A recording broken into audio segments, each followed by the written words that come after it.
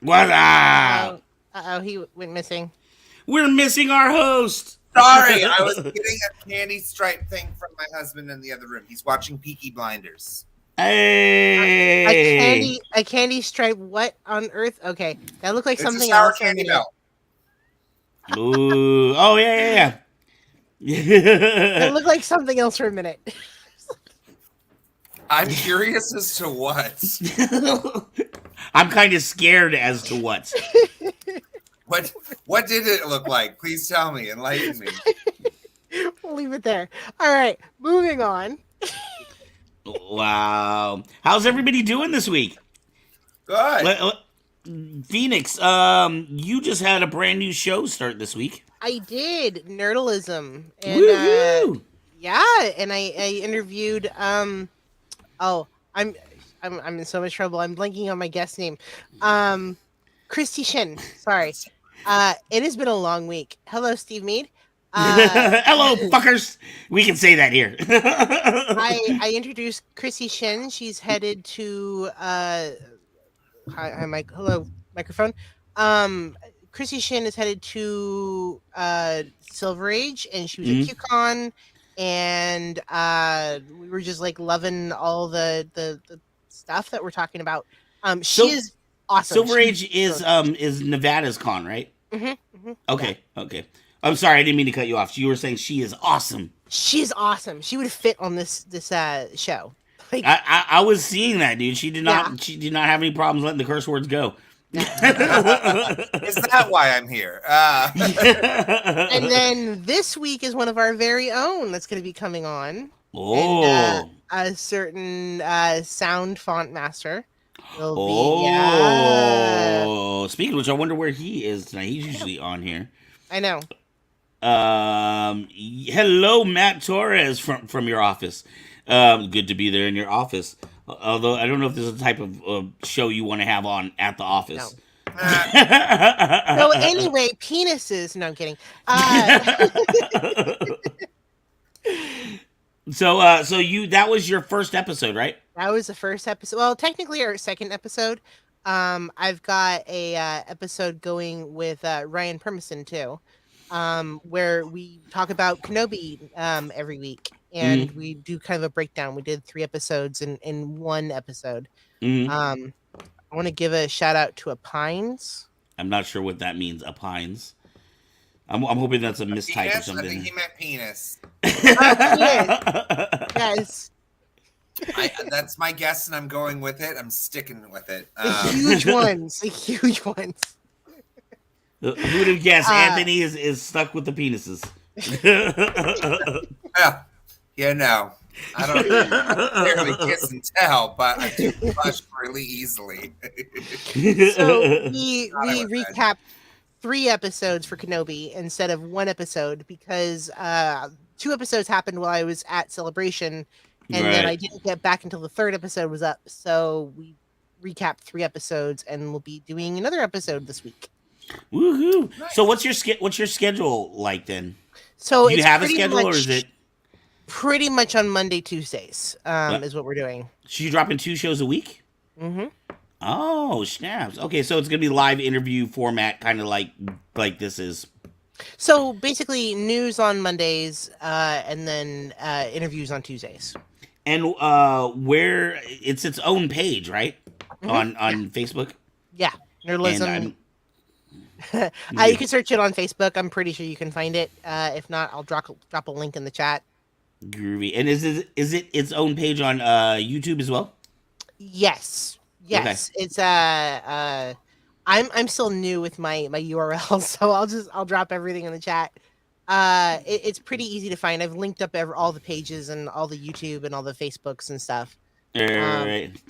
So it's pretty easy to find. And what I'm going to do in the coming weeks, once I'm not so freaking busy all the time, because I'm working on several projects at the same time, I will be doing a whole website, and then Mysterium Tremendum will move over and join the same page as Nerdalism. Wow, you got a lot going on, lady.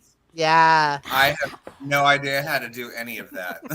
See, and I'm trying to get. I'm excited about the idea. You would just in general, we all were kind of talking about different shows and stuff, but Mhm. I'm excited about the idea of Anthony breaking off and doing like a queer review show or something like that, Oh, it's like the a movie Q-View. review or Q-View. the Q View.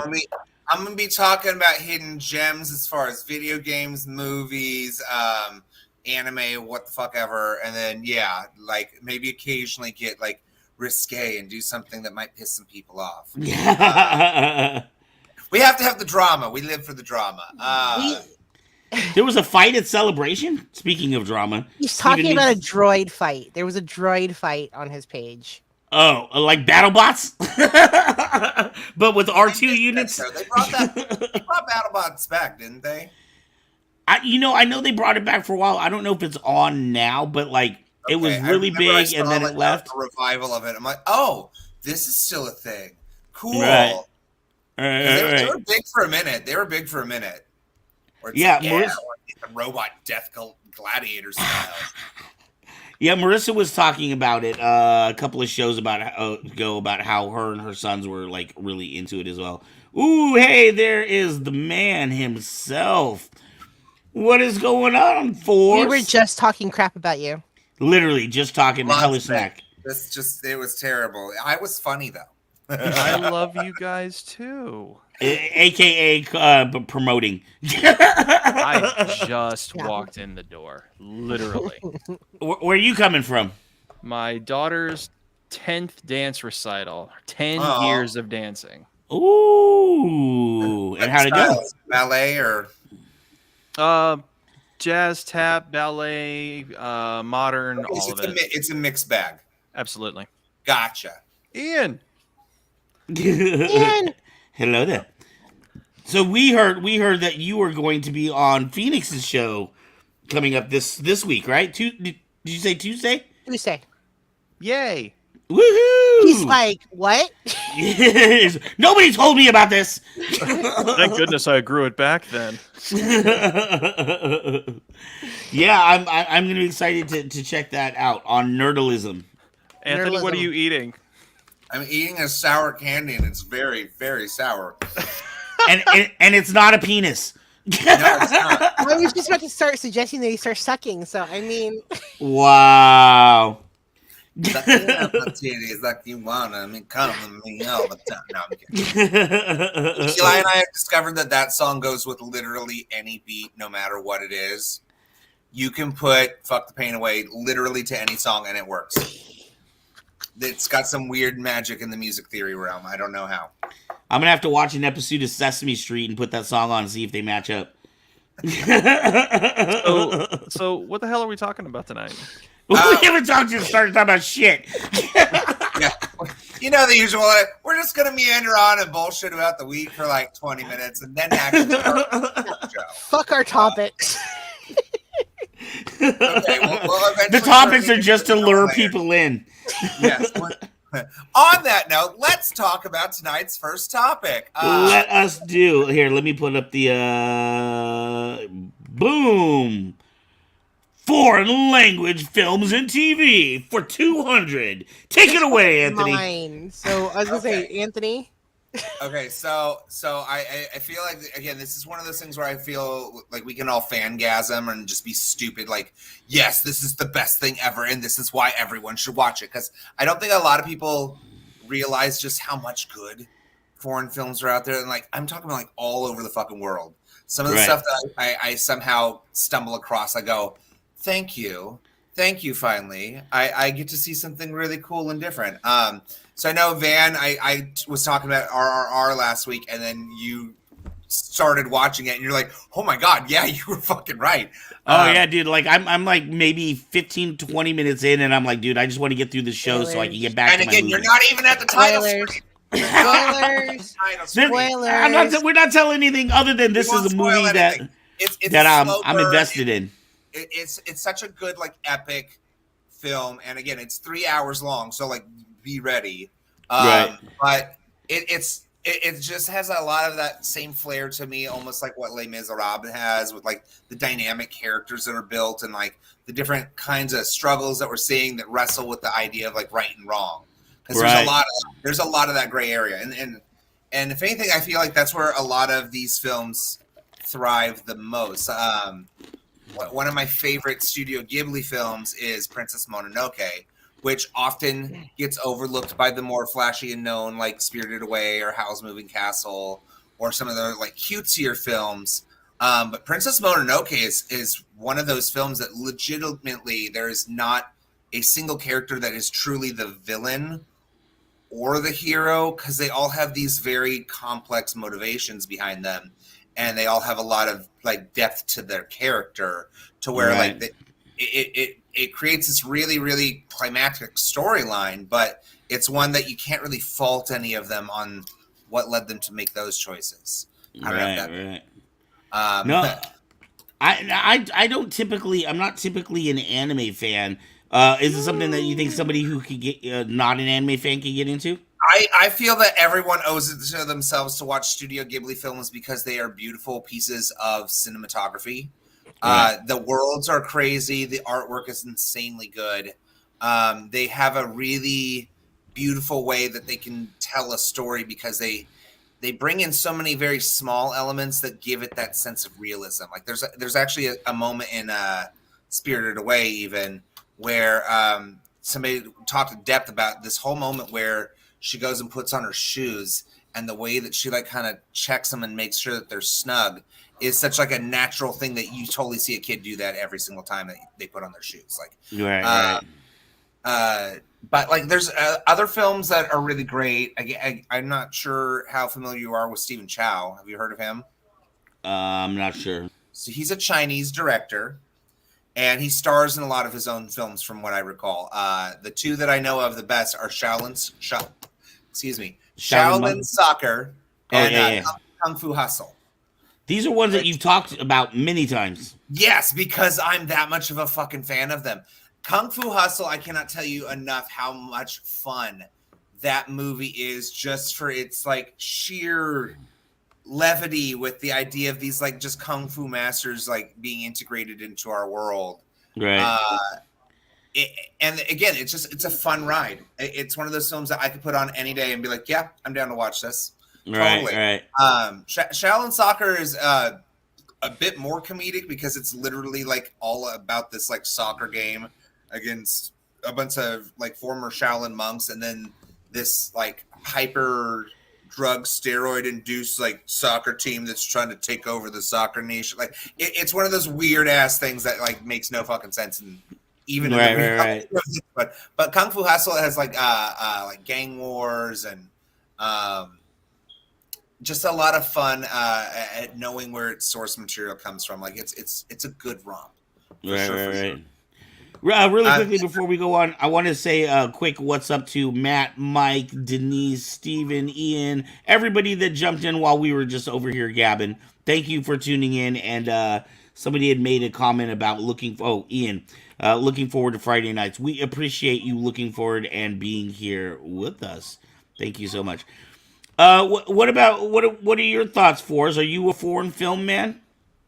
You know, when you brought up the subject, the very first place my mind went to, and this is really stereotyped, I'm so sorry. I immediately went to Crouching Tiger. Like, did anybody else think about Crouching Tiger? No, Of course, No? that's a No. great movie too. I am a German and French film fan. Like that was my background in film school. Like, Mhm. Okay, so you've seen Amelie then, yeah? yeah. Okay. Can we talk about how awesome Amelie is? A lot of what I did too was about like PTSD that shows up and national international PTSD that shows up in films. It started out actually studying Korean foreign films about how they're so still to this day so traumatized by South Korea and North Korea splitting up, because it happened so recent in history, to the fact that it shows up in a lot of the films. And then from there, I was like, well, how far can we go back? Like, can we go back to World War II? And then it turned into going back to World War One, and finding directors that were absolutely horrified by the idea of going to war, and then they like threw their PTSD into the films that they made, which Wow. was Calvary's Doctor. I'm gonna. It's been a long day. Dr. Calvary's cabinet. I butchered that name. Are these movies that like? I mean, do you have to really be a researcher to be able to find these movies, or are they pretty No, readily available still, some even of though these they're are old? 1920s. Hmm. Because they came home from the war and just started making movies. Yeah. And they go into the 30s and 40s, and then we go into World War II. And we started looking at how the bad guys often change, but the trope that that's the bad guy does not change. They're just they tend to have different accents. Like World War One, they tended to be German and Italian, and then getting towards World War II, they were all German or Japanese.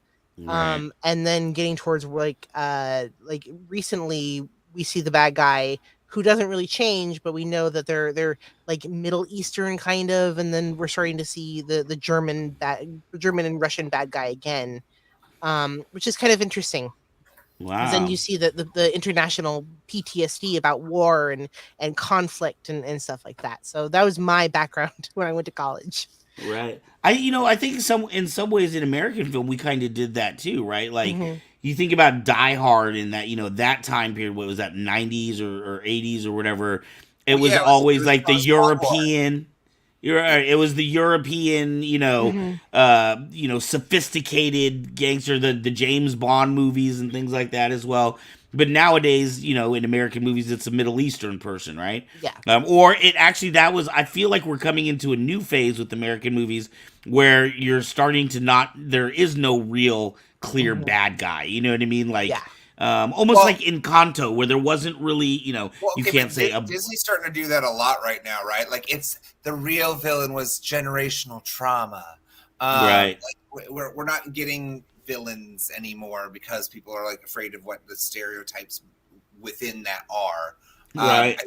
I think though, like good storytelling has very clear cut villains. Like the great idea is to have a villain that like partway through kind of gets shot to the side and there's this new villain. Like I think that's a way that you can always take that route too. But But I mean, don't you feel, or do you like the movies where you sympathize with the villain? Like I'm thinking right now, one of the ones that really kind of caught me off guard and caught a lot of people off guard was Infinity Wars, right? And Endgame, where Thanos is the bad guy, but oh man, you can really kind of maybe he kind of has a point. well, You know I what I mean, mean? what was it? What The Black if Panther. showed yeah? Eternals What does if that showed where him it's he like Sorry. the snap saved the earth for like another 10 years from that being waking up or something. So yeah, there was like some validity to it.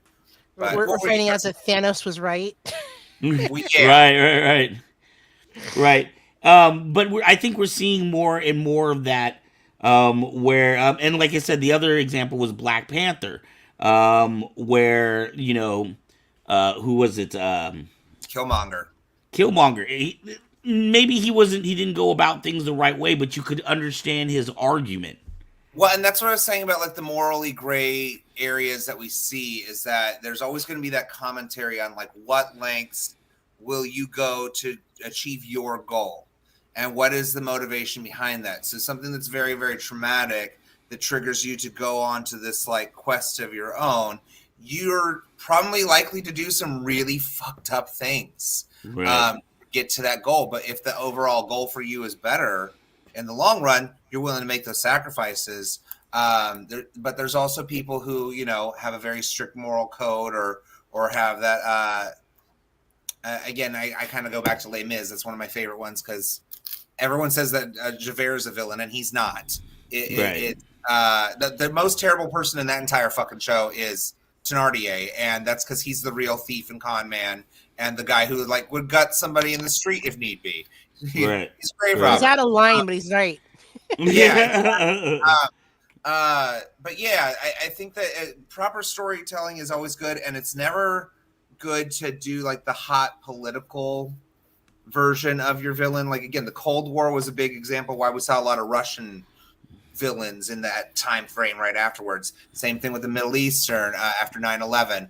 I can't think of the last time that a Middle Eastern enemy has been part of something personally. Right, well, like True that's what I'm Lies. saying. I feel like we're I changing remember like in at America. 24 when that came out, that was definitely throwing a nod towards that. I looked at True Lies when I did mine. The Um, Schwarzenegger movie. Yeah, hmm because this was back in 2014, 2015 when I did my graduation project, so it wasn't a whole lot to focus on. Right. There was some TV shows going with Middle Eastern, but I went back to the 90s, like, because they had the hijackings back then, and the Middle Eastern conflicts were starting up. But yeah, I looked at mine was like True Lies because they don't really say where the guys are from. They just they Right, just right. are. Okay. Well, and even Yeah. in Back to the Future, right? We had some general Middle Eastern people, but they didn't necessarily specify where they were from. I believe. Libya. They were Libya, from the Libya. Libyans. Oh, the Libyans. Yeah. You're right. You're right. Thank Yeah. you, Forrest. Bat Mike makes an interesting comment here. I don't know if any of you guys watched The Walking Dead. Do any of you guys watch that? Yes. Mhm. Is this I is this a comment that rings true with you, Forrest? I never got that. Okay, so Negan was still bad when I finished watching the show, so I'm not exactly sure where Bat Mike is going. Mhm. The actor's phenomenal, but yeah, that's a villain. That's a villain you just wanted to lose from start to finish. I mean, he was like the most shocking thing to come to that show. It's funny. The Can last we time I think watched of- that show, he was just appearing. That's the last time I watched that show. Yeah. Like he had just beaten what's his name to death, and then I was Yeah, like, no, "Oh, I know. hell That's with why this I sh-" stopped watching. You killed my favorite character, and now I can't go on. Now I can't go on. Yeah. I don't care what happens to Coral. Coral. Carl. So, can you think of any other examples of movies where maybe there's a bad guy that you actually end up liking? I don't know. Would Harry Potter count? Batman. Well, what are you coughing about? What shirt am I wearing right now? I get- Okay, so Ah. that's what Phoenix was saying though about French films. Have you seen the Beauty and the Beast that was done a few years back? That was a Mhm. French remake. That Yes. that was beautiful. That was Yeah. such a good film, and it was like right around the time that the Disney remake came out, and the Disney remake is fucking terrible. That movie made me mad. By the Hermione time and I the got Beast? through it. Yeah, Hermione Beauty and the and Beast.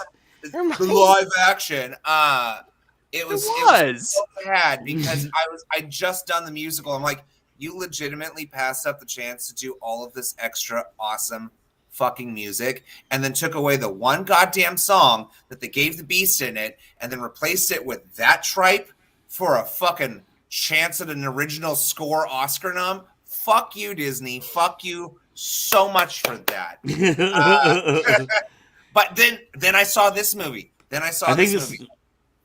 It's Sorry, really, this is a good really place to put up that we're not affiliated with Disney right here. Here we go. You're not. There you go. It has some Hey. pretty famous actors. It's the guy who was the cat burglar in Ocean's 12 or something, or Ocean's 11. I forget. Do you know who I'm talking about, Phoenix? Remember who played the Beast and the Beauty in that one? The Beauty and the Beast. Which movie? Which one was it? It was the French one. It's the guy that's in Black Swan as the instructor. And the girl's recognizable too, but I can't think of her name. Not the crappy Disney one that Hermione. No, was in. not the crappy Disney one. It's a French Hermione version of the film that's more true to the real story. Okay. With like him picking a rose from the garden, and it has more to do with the Wait, say that again. Vincent Castle? Is that his name? I don't know. I just remember he was in my favorite Ocean's 11 movie where he did the cat burglar dance through the moving lasers. Okay, now I'm googling this. Forrest, I why thought you said you saw it. There's this really awesome. I did. Frozen lake or a pond or something, and he's like on top of her as the beast, and she falls through the water, and he grabs her out of it. And it's one of those really beautiful moments in cinematography where I was like, damn, that was awesome and powerful, and what a different take on something we already have known as a story. And that's what I mean. Like that's what I know what you're talking about. I just can't name it right now. it's just Beauty and the Beast. A French one. I don't know. I'm sure it's got some very French actual name that I just don't remember because I was terrible at that class. I can repeat it very well, but I cannot actually conjugate etre. I don't know why. I can do Japanese, but I can't do French. Oh. So, hey, really quickly, I want to jump in here because Say Wong has a comment that pulls this out. But I am a little unprepared tonight. So, tonight we are announcing that next week we will be giving away a saber. I have a few extra sabers from other companies that we don't deal with anymore at the shop that I'm trying to get rid of. I don't want to even name this company because I don't even like them. But we are going to... I have personal beef with this company. But we are going to be giving away some of these sabers here on Saber Rattle. We're going to start next week, and I think we're going to do one saber a month. But you won't know if on you which hate show. the saber, just give it to me, Van. I'll ease your pain. You know what? Fuck both you and Say Wong. Both of you guys have won sabers for me. When have you guys given me a saber? That's what I want to know. I'm out here like goddamn Santa Claus passing out sabers like they were crack candy bars. Nobody's giving me sabers. Although I do want to say thank you to Saber Paul because I did win a t-shirt, a Kenobi t-shirt on his contest. So love you, Saber Paul. Le belle et la bête. Yes. La belle à la bête. Okay. La belle et la bête. All right. We'll have to check that out. So that was worth watching then, huh? Oh, it was so good.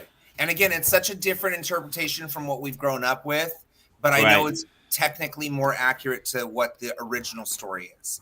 Like a lot of the stuff that we get from Disney is obviously watered down and completely changed from its source material. So much of those stories are like morbid as shit. Right. They come from the Grimm fairy tales. We made the mistake when I was like 6 or 7. I got this other like bootleg weird rendition of The Little Mermaid, but it wasn't like the Disney one. Oh no! Another like true edition. It's called The Little Fish Girl. No, it's called The Little Mermaid, but she was blonde and she dies at the end. Mm-hmm. It was so sad. Like I cried so much every single time I would watch that movie. But I still like the movie, and my mom ended up throwing it away because she's like, no, you literally are bawling by the end of it every single time. You can't watch this anymore. Wow. It's fucked up, though. It's fucked up. Like, she's supposed to stab the prince, and she can't. Yeah, and she turns into sea foam. Exactly. Mm-hmm. Yeah, that's the original story, right? And the witch is, like, just laughing off in the distance at the very end, like she won. Like, literally, the villain wins in that movie. It's so fucking sad. Yeah, I heard in like the original, like when she walks, like every step she takes is like immense pain because she's not used to having legs, and they're just brutal. Yeah, it's like glass. Yeah. She does turn into an angel in the long run. What? They're gonna do Sleepy Hollow. They're gonna do Sleepy Hollow. Reboot of Sleepy Hollow. Why? No more fucking reboots. Can we just have original fucking shit again? Johnny Depp already did it. Come on. Well, and again, I just saw that they're going to release a new Pinocchio remake, which no one fucking asked for. Right. Tom Hanks. The last, that man. Wasn't Christopher Walken in the last Sleepy Hollow? Yes. Could you imagine? I'm sorry. This is funny to me. Could you imagine him having a speaking part in that movie? Like, I'm gonna cut your head off. The Headless Horseman. What does he play? Who does he play? I've been carrying this uncomfortable lump of metal, my ass. Miranda Richardson in that movie, though, I fucking love her. I love me some Miranda Richardson. She was the one that was summoning him. So Oh. one thing I wanted to say, and I hopefully, especially considering our audience and who I've got on with me, hopefully I don't get too much hate for this. But one thing that I've been kind of feeling like, and this is to me in relation to foreign films. Like I said, when I started watching RRR, it grabbed me right away. It was so dynamically different from what I'm used to watching. So But I'm almost. I heard hot shirtless men, so I might It's be true. watching tonight. There are some delicious Indian gentlemen that you see like buff and just brilliant and hairy. Yeah, man, I was starting to Beautiful question red myself. hair. I just want to lick their sweat and know what it tastes like. I want to smell his piss after he was done being chased down by the tiger. That's not much of a Okay, well, spoiler. First fucking scene. Anyhow. that's a bit Afterburn, much. gentlemen. But I was gonna say, I was thinking about American films and media in general, and in contrast to some of these foreign films, especially since that was our topic tonight. But like, I felt like the last episode when I watched the last episode of Kenobi. No, I'm not gonna give any spoilers away. But I'm starting to feel like even, a lot of the Dave Filoni stuff, as much as I love Filoni, is becoming very formulaic. Like, I'm starting to know what's going to happen. Like, I feel like I have the fucking force, right? Because I know what's going to happen before it's happening on screen. Whereas I feel like, this movie R, dude, it's just been zigzagging in so many crazy directions. I'm feeling like I'm on a roller coaster trying to keep track of where the story is, but I know it's going to all line up. You know what I mean? Yes. Yeah, well, and again, it comes down to being good at storytelling. And the problem we have right now with Hollywood in general is that they are so stuck in their formulaic way of this worked in the 90s, and now we have to like prey on people's nostalgia. So we're going to just keep on doing the formula. They keep doing the same movie over and over and over again. Right. And that's when we get to the point where, like, I already know what's going to happen. Like, when it's a terrible, scary movie, you know when the jump scare is going to be because you're just not that good at creating a good tense moment. So, yeah, it really does come down to a level of where I feel like filmmakers now need to start taking risks and doing different stories and finding something that's new and fresh and going with that and giving more money to it than going back to these properties like, well, this has a fan base, so right. But that's why they do it, though. I watched a YouTube, I don't even remember which YouTuber it was, but they were talking about how, like, why are we getting all these shitty movies nowadays? And it's because studios are spending so much money per movie that movie has to hit. So instead of trying something new and trying something that they don't know if they're going to make money or not, oh, I know that, if I make another Batman movie, somebody, people are going to go see it. And that's why we keep getting the same crappy movies over and over again. Pinocchio is another good example. They don't have to pay anybody copyrights for that because it's an old story, right? So that's why you have 700 versions of Pinocchio. Even still, the fact that the trailer dropped recently and it's going to come out before the new Little Mermaid, which I've known about at least before now. Like, when the fuck did anybody say anything about Pinocchio? And it's a Tom Hanks film, so it's going to be mostly about Geppetto. Right. And the bits that I've seen from the trailer, the CG looks god awful. Like, it looks like it was so slapped together, and I'm like, but why? Who I asked am a little for this? tired of the. I am a little tired of the princess remakes where they're like, yeah, it's Little Mermaid or Cinderella, but we changed her nationality, and I'm like, right. Like, it doesn't make it a new story. It's going to be Latina, which makes zero fucking sense out of any princess that you should not change that. It would be Snow White because it's literally in her description, like skin as white as snow. Where the fuck does that come off as? Let's make her from South America. Yeah, let's do that because we need to. It's kind of bizarre. At the same time, with Ariel, I'm totally fine that she is being played by an African-American actress because, and this is big key thing, the story about The Little Mermaid is all about her voice, and that girl has the most divine voice in existence. Like, she's Beyonce's protege. She absolutely 100% deserves to be in this film, and I'm really, really excited to see what they do with it. I'm just really, really scared they're gonna fuck it up. Yeah. Like, and this is my husband's favorite film growing up. Like, we both absolutely love the 1989 Little Mermaid from Disney. They cannot do something to this where it's going to just like drastically change it and take it completely off its railings. Like, I'm hoping that they're going to do Like they the did stuff with that's for the Aladdin. stage musical. Like, because there's this quartet called If Only that has Ariel, Eric, Sebastian, and Triton singing. That's one of the best things I've ever sang in musical theater.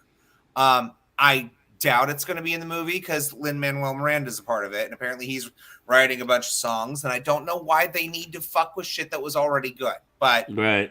the only thing he's promised is that he hasn't changed any of Sebastian's songs. So There he's you go. probably gonna make them Puerto Rican sounding, and then we're gonna have we're gonna have a huge exposition song at the very beginning where they speak very, very fast and just give you the whole breakdown all in the first 5 minutes.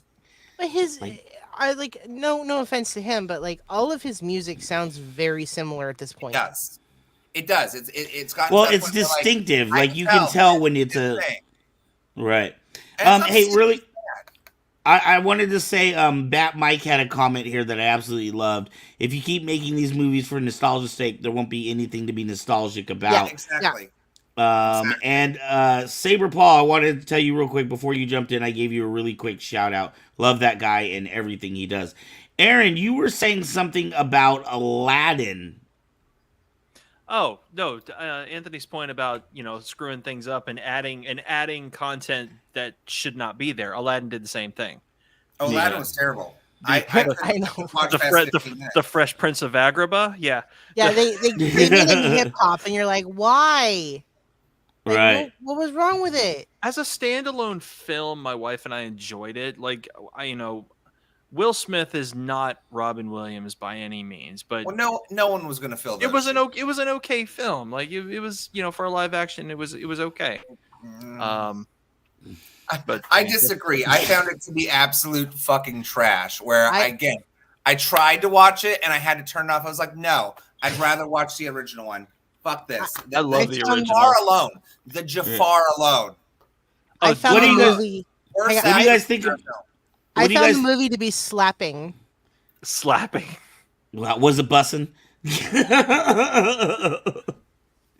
Hey, I really like this comment too, not to throw us off, but I'm kind of interested in this. Who knows anything about this?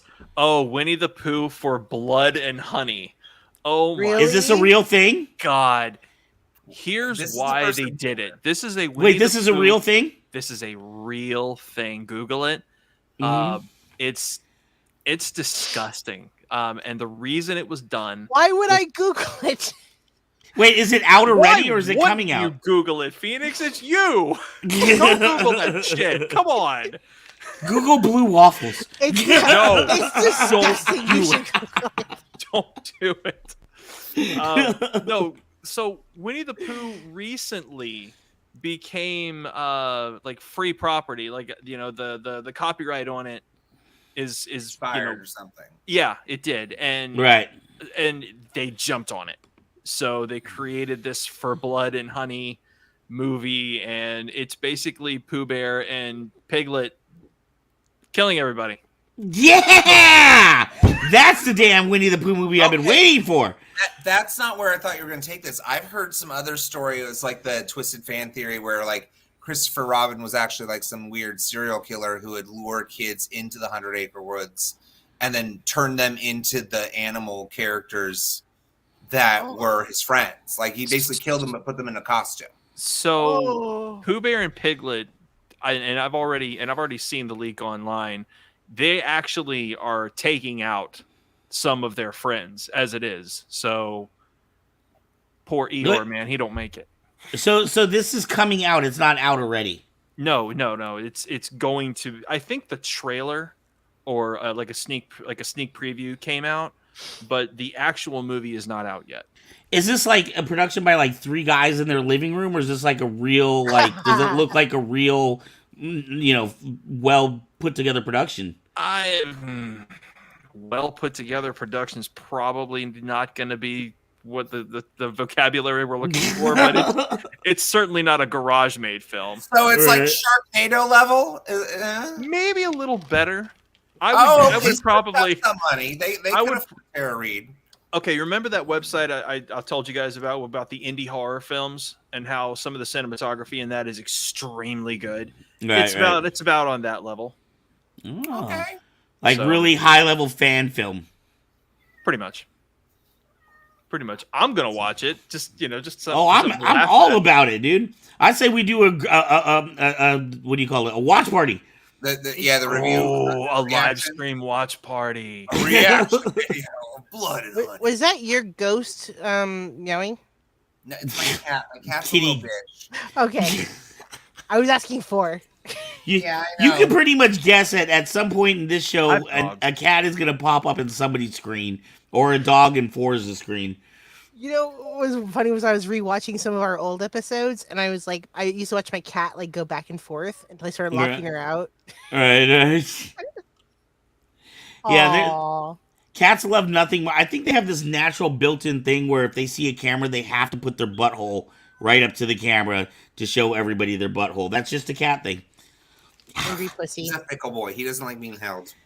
He's an So angry do you pussy. guys see differences, like if I guess let's say there was no sound on a movie or no audio, would you be able to just look at a video and know where that movie was produced? Do you feel like certain countries have very stylistic ways of making movies, or It depends if it's animated or if it's live action.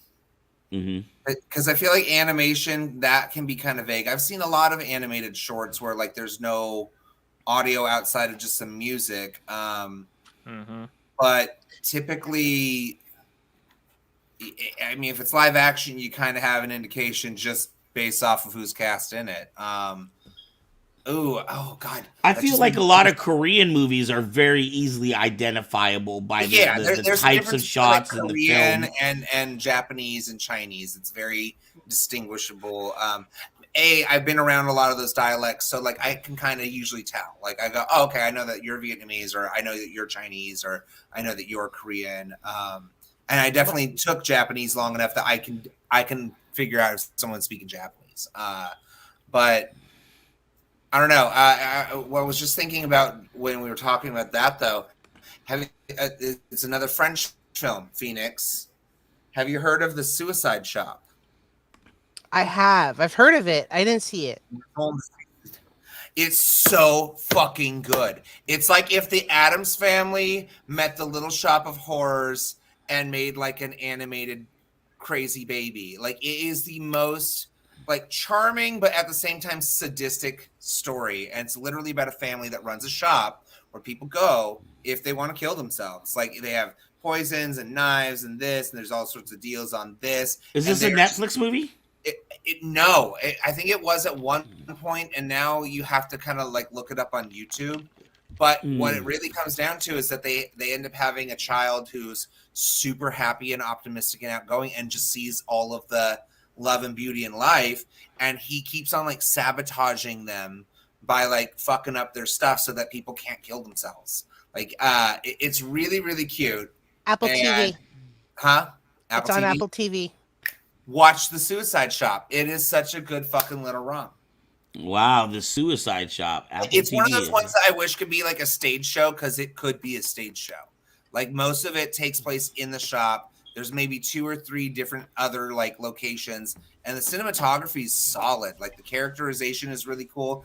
Definitely, when you see the dad, you're gonna go, "Oh yeah, that's like Gomez's Adams, like twin brother that lived in France." No Right. one, Tish, you're speaking French, like. But So there's no heavy French in it. no, the entire thing is in French. Oh, yeah. No, No, it's a French film, and it's one of those ones that I like to watch with the subtitles. I like subtitles in general. I feel like you always get the best performance when you see it how it actually is. the last time I watched a foreign film recently, it actually turned out to be kind of porn. Oh. Which, yeah, it was 365 Days, which is, oh my gosh, it's awful.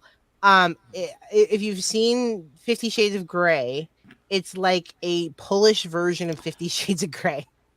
Oh wait! Is this the chick that gets kidnapped by like some Mhm. like? Oh my god! I watched I watched a YouTube reviewer.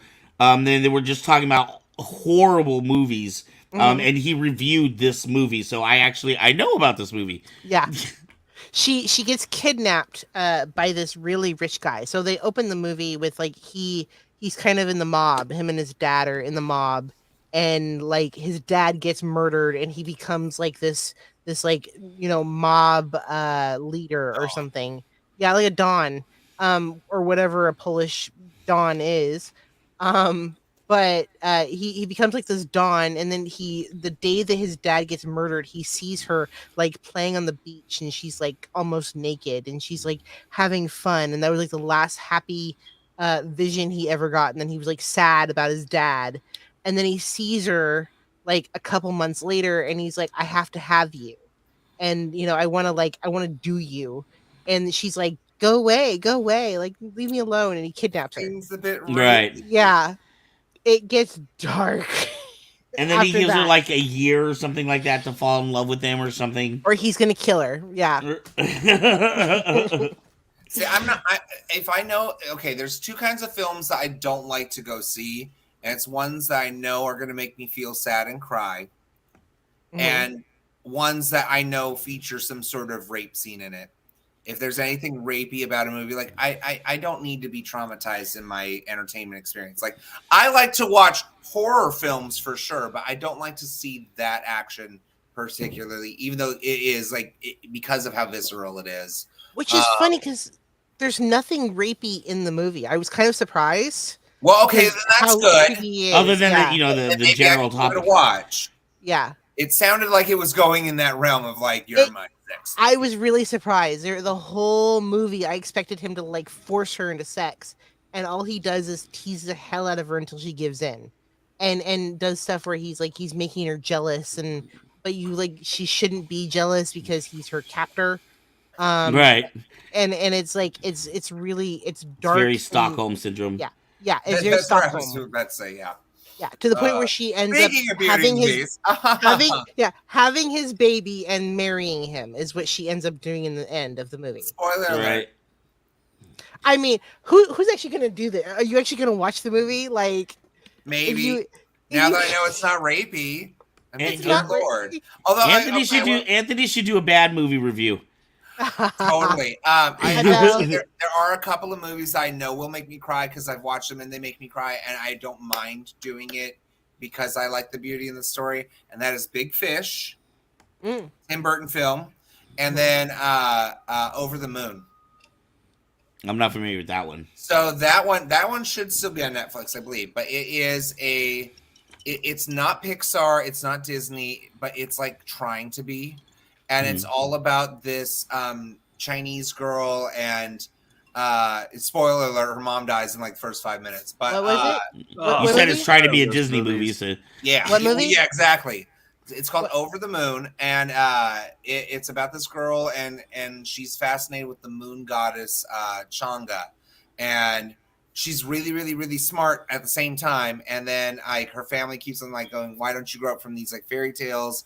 Her dad like meets some new woman, and it's really like her trying to prove to him that this eternal love is real because Chang'e has this sad story about her true love and being separated from him. And so it's this very meta thing, but like the songs in it are so good. And like the last 4 of them are just goddamn heart-wrenching. And it's so pretty to watch, but I cry every single time. You have no idea. And I do it because I love it. I love it so much. right. Philippa Sue is the voice of Chang'e, and she's best known as it's Emily Hamilton, right? Or what am I doing? No, it's not Emily. Who's the main character in Hamilton that's his wife? Byrne. Are you talking about the character or the Liza. actress? Liza, yeah. Yeah. No, the actress who played her. That's who's in this movie. Okay. Wow. You know what's funny is when I saw it wasn't the original cast. So it's like when people say, "Oh, the that girl," I'm like, "That's not my Eliza." I'm sorry. She's the one from the recordings, I know. I know. So do you guys feel like do you feel like there's much of a difference between the foreign films and American films, or are they Yes. pretty Night much and the day. same with just Night from and day. different countries? I was actually Night and gonna day. say there's a movie called The Penevrit, or it's a show, it's a limited series or something that Mike Myers is doing right now. Oh And yeah, I have seen The that. Pentaveret. Penevrit, yeah, He's like something like 5 that. characters, right? Like always. Yeah, he plays like half the cast, and I haven't gotten deep into it. My husband told me that the deeper you watch it, the more you see his penis. And Oh. I'm like, are you trying to convince me not to see it, or? I mean, I That's don't. Michael Myers' I penis like has never penises. been. I don't think I have a desire to see his. Like, No. that might You know turn what's- me off from that.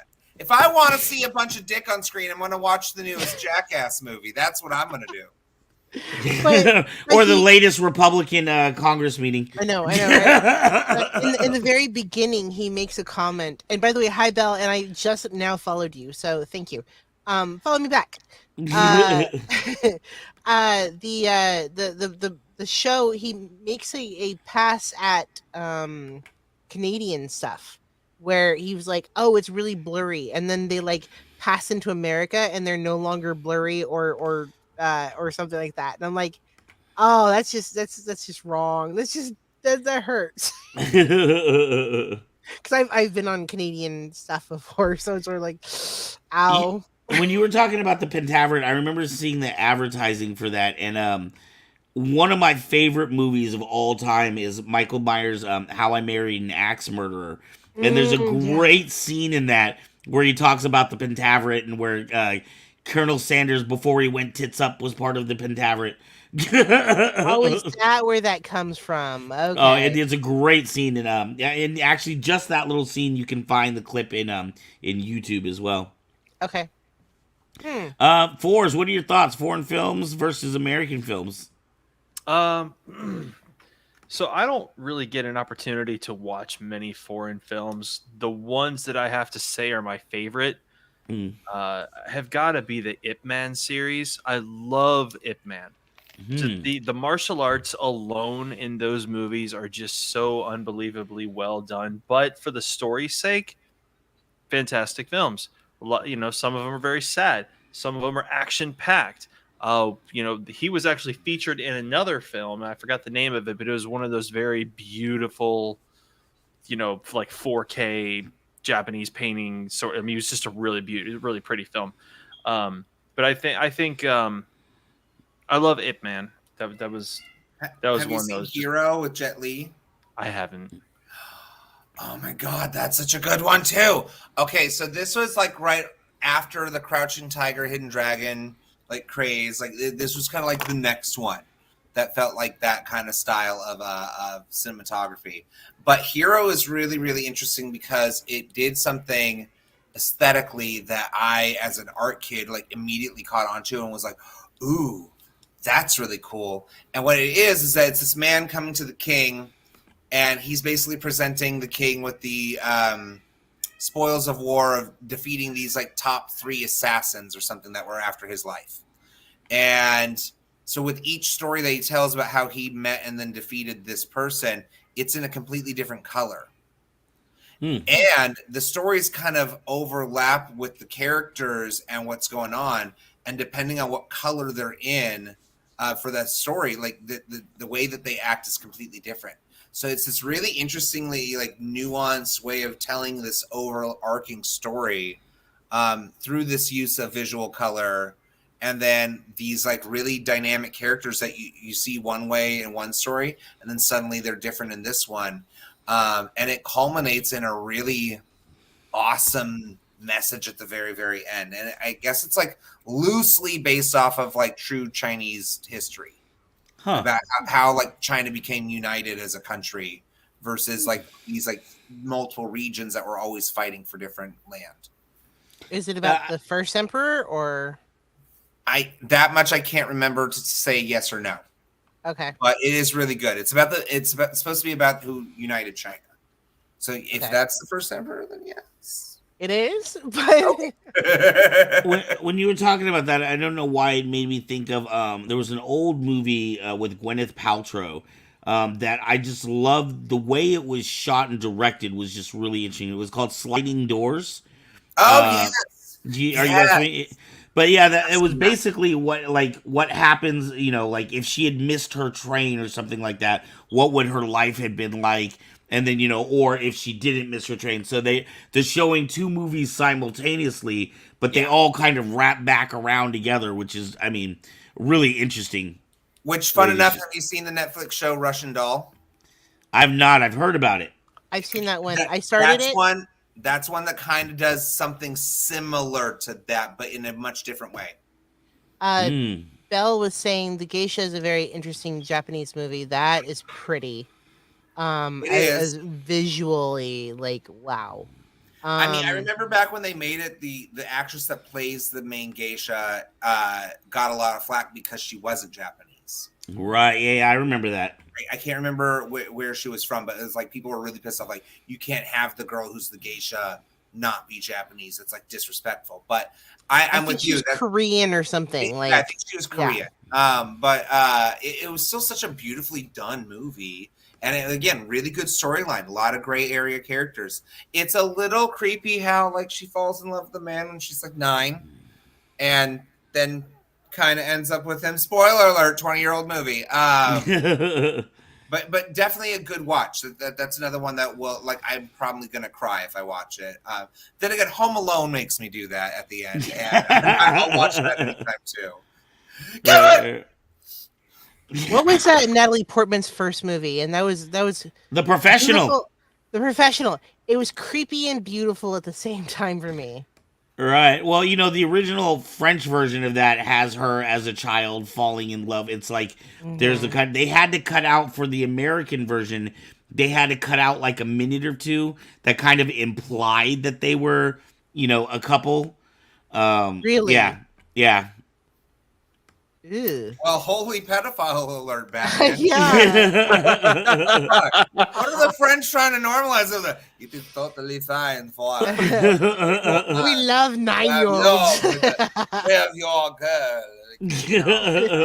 girl. No, have standards. Please. So now, if they are 9, it is fine. It's wrong. Practically 18. Roughly 18. Well, I mean, okay, like in Japan, I'm pretty sure the legal age of consent is 13, and that's creepy. Oh wow. Oh. Like, In California, the age of like technical medical consent is 14. Did you know that? wow. Mm-hmm. Medical consent in California is 14 years old. Damn. Because I was mad at my mom and I wanted to consult a doctor, and they were like, well, we can't stop her. She's 14. Wow. And my mom was like, what? My 14-year-old can't drive, can't drink, can't vote, but she can go and consult a doctor, do whatever the hell she wants. So, yeah, I mean, things are messed up. Things are messed up in this world. Yeah, well, I mean, you still have places where even in the United States, can't girls get married at age 12 in some parts of the country? And Well, that's what they're pushing for right now, which is kind of creepy as all fuck. Like, I don't understand that. It's always in the fucking South. Like, it's always in the fucking South. And Florida man. So let me ask you. Okay. I have to ask because obviously I'm not from there. Out here in California, obviously we give a lot of shit to Florida man and the red states and stuff. But is it really as Trumpy as we feel as it is? In Florida? Yeah. In Florida, it's just a lot of stupid. That's really all Yeah. it is. It's just a Yeah. But lot. we have that in California too. we do. But I mean, Florida is kind of known for its level of stupid. You Like, cannot. It could have been in the Guinness Book of World Records. Okay, there was a report on almost every talk radio station in the country for a number of months of Florida Man doing something Right. every single day. Well, there's that whole matter. thing. You can type in any date in the Google bar and type in Florida Man behind Florida it Man. and see what story pops up behind that. For your birthday, yeah. Right. Yeah. And that's just But I heard that It the is. reason why, because of that, I heard that in Florida there's some kind of law about public, what the public can access, and that's the reason why we hear so many of these Florida Man stories as opposed to Utah Man or Well, that Missouri the Man heat or makes something. you some crazy shit, and it's hot as fuck down there always. Like the humidity alone, I have heard so many stories. I'm like, I'd really like to go to Disney World, but I don't know if I ever can. Like, I have a thing about being clammy when I walk outside. Like, no, if I'm gonna have humid, I want to go to Hawaii, and that's about it. Right. we got so far away from foreign language. Yeah. I mean, do But you want we to? got off topic. Never. No. You guys want to Not move this- on? Not this 'Cause podcast. Yeah, we can. It's Yeah. 10:10. Yeah, we should probably move on. Yeah, it's- Well, we're it's right at 1:10. the hour. We're right at the hour point. We're at an hour and a minute. Usually, I go a couple minutes over because we spend the first couple of minutes just bullshitting. Bullshit. And I- talking okay, about so- penises, apparently. Yes, of course. So what I would say is like, okay, what is your overall favorite of all the favorites of a foreign film that you've seen? Ooh. It's a You hard go question. first, because I need to think about this for a minute. Okay. A movie I know I can watch anytime, every time. Absolutely love it. Must see it with the subtitles because it has to be in its language. And not what I thought it was going to be when I first saw it, but I've come to appreciate it so much more since then. Pan's Labyrinth. I I knew have that to was watch coming. Literally, that. probably about the same thing. I knew that was coming. I Pan's have to Labyrinth. watch that. You guys had made comment about it before, and I know that is that Rodriguez? Is he the director? Who's the Guillermo director of del that? Toro. It's Guillermo del Toro. And That's it's right. the only movie I know that he's done that's fully in Spanish. Mhm. But when I first saw it come out, it was like basically like a Labyrinth movie, and I thought it was playing off the David Bowie one. Like I thought it was like a spin-off of that. Right. And then what we walk into is this real like more historical fiction about like the Spanish War at the end of its days with like the rebellion of the people, and it's this really, really interesting take, and the child actress in it is awesome. It has little elements of like Alice in Wonderland and these other mystical things going on with it. The makeup in it is just astounding. The Pale Man is one of the more horrifying villains that totally fucking looks like Mitch McConnell. You can't tell me anything of it. But it's that's so that's the guy with the eyeball things like that. Yeah, Yes. yeah. A table full of food, and if somebody dares to eat it, then I'm going to kill you for it. No, it's such a good movie. It's just everybody in that film is such a great actor. They did a great job with the pacing, with the realism versus the mystical. It's these really compelling dual storylines of what's going on in that world, and it's so well done. It's one of those masterclass kind of films of like, this is what movies should be. Wow. Like if you're gonna take the concept of like Alice in Wonderland, this is how you do it right. All right. I might have to watch that after I finish up RRR You haven't tonight. seen Pan's Labyrinth? What fucking rock have you lived under, I man? know, God damn dude. it. I'm so uncultured. I've seen the Star Wars films, sir. Come on. I know. I'm sorry. I don't You know, live up to another- your standards. What were you gonna say, Phoenix?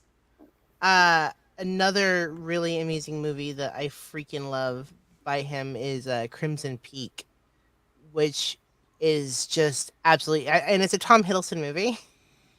Of course. Yes, of course. And it's funny because when I watched it, I didn't know that he's the one that was in it. I was like, oh my god, it's Loki.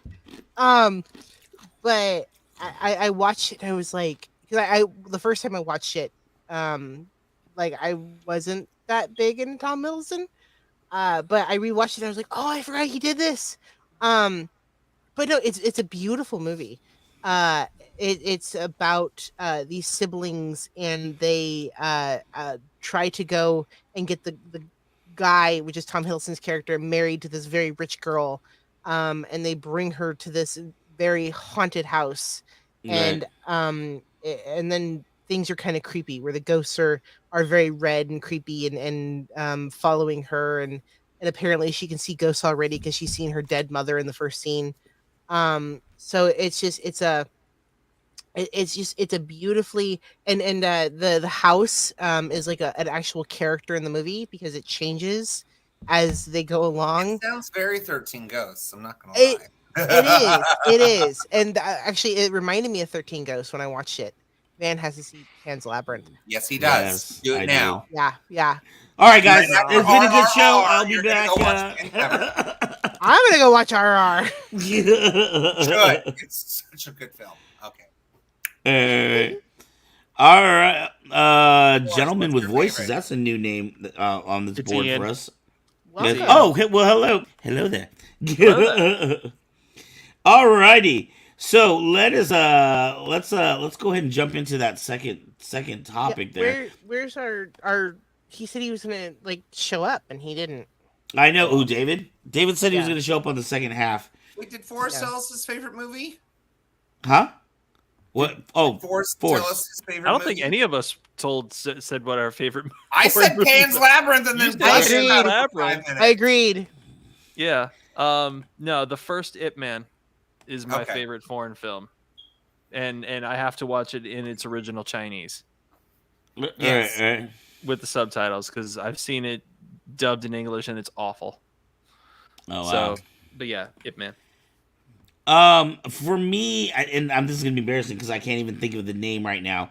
I don't know. I think just because of how emotional it made me change, kind of my thoughts on foreign films and looking more into foreign films was the Korean movie, the Korean zombie movie with the father Train to and the Busan. daughter.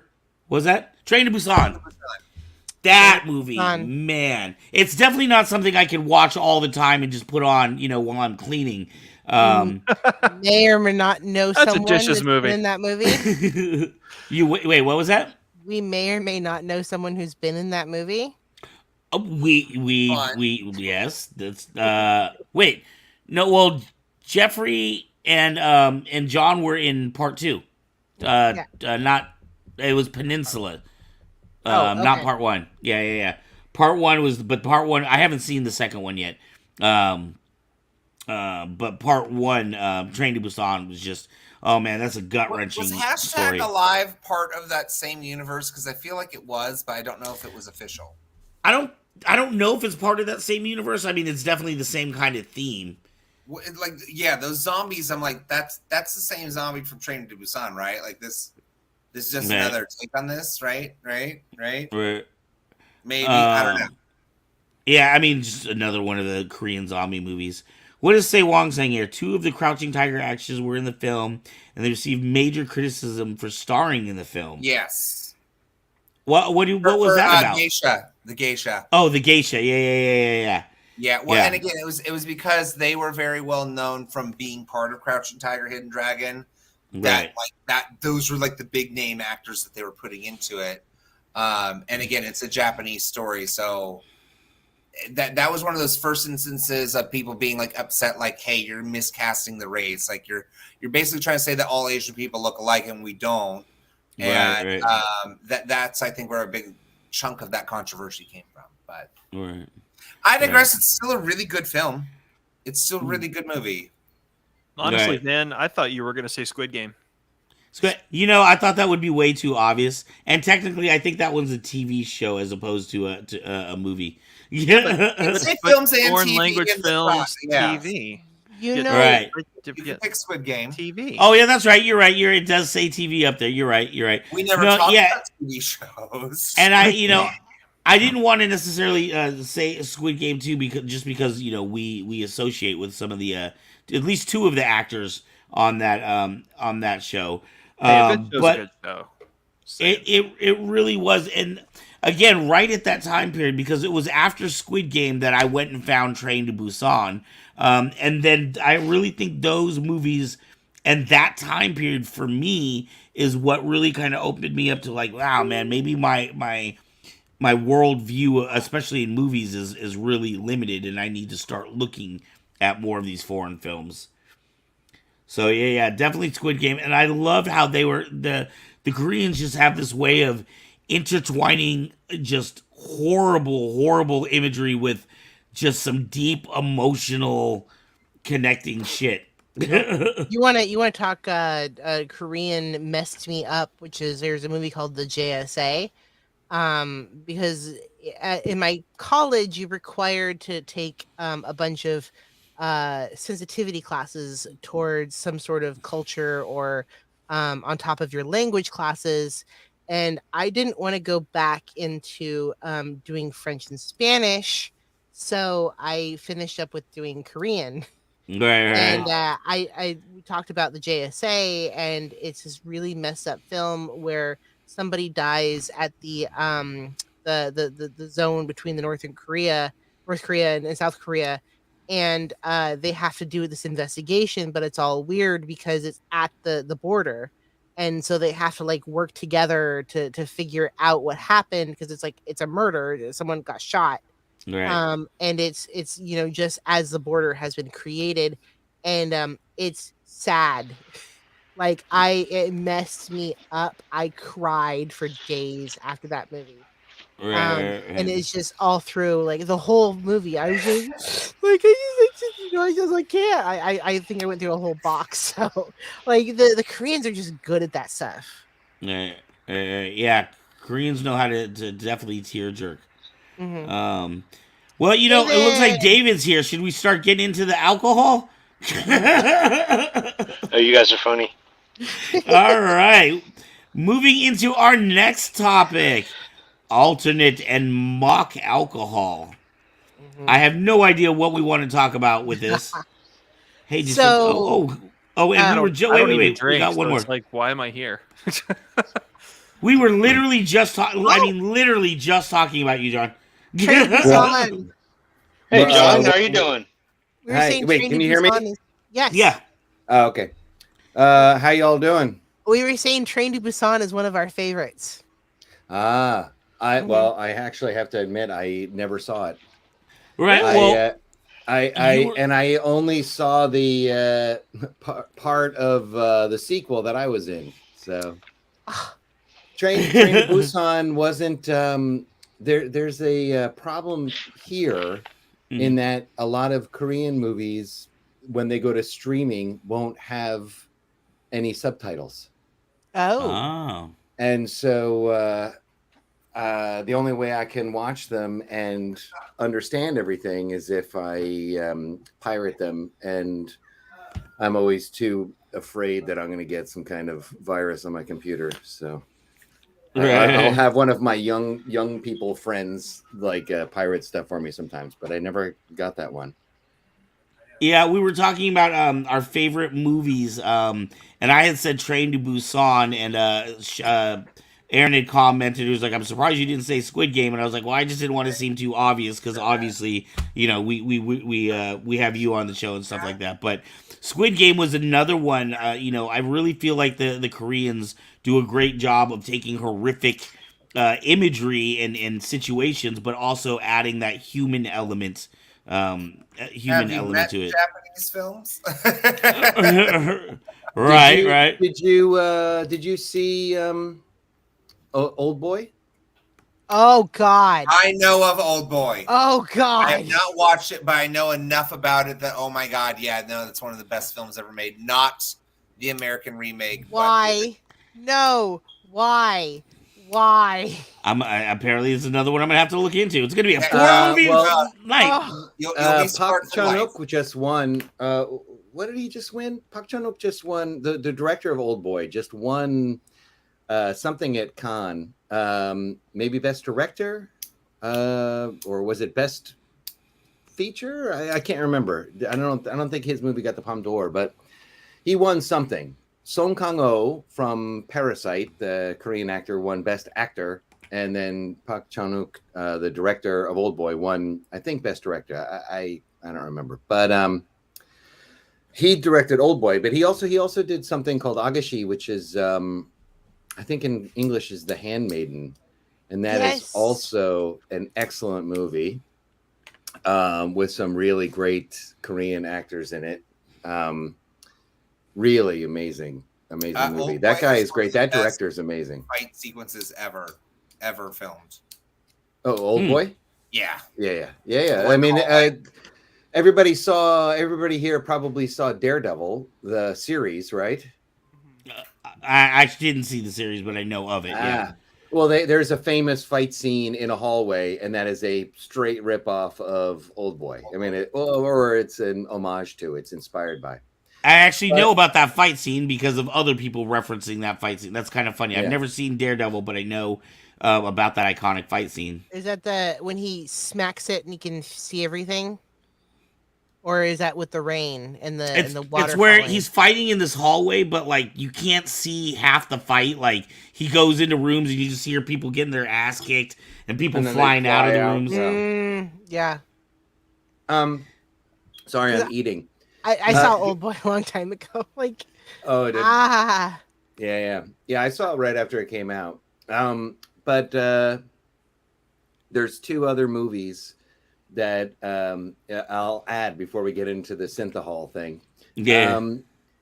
They're both Korean movies, both Bong Joon-ho, who won the Oscar for Parasite, and those are Memories of Murder and Mother. And Mother, I think, is Mother is one of my all-time favorite movies. It's just incredible, and I recommend everybody watch that one. And there's this amazing tie-in. It's bookended by this, like just such a beautiful. There's a thing that I don't want to give it away. There's a thing that happens in the beginning, and it ties into the thing that happens at the end in such a beautiful and thoughtful way. And I don't know if you guys can see Mother, which there's a new Sandra Oh drama or is it a series or a movie? But it's called Uma, which is Mother in Korean. I think it's called Uma, and so not to be confused with that, because Uma, the movie Mother, Bong Joon-ho's movie, is also called Uma in Korean. So is it like a horror movie or a suspense Mother? movie? Or Yeah, it's a suspense. So Memories of Murder is often compared to and cited as an inspiration for Zodiac, the Fincher movie. Oh yeah. And so that's like kind of like a procedural thriller. And then Mother is similar to that. It's like a mystery thriller. And Belle was saying it was creepy. Del Toro one, Mama? Huh? Is it anything like the Guillermo del Toro one, Mama? I don't know. I never Isn't saw Mama a vampire one? I don't know. She's a vampire. It was like a weird, like, spiritual entity with these girls that were like found in a house.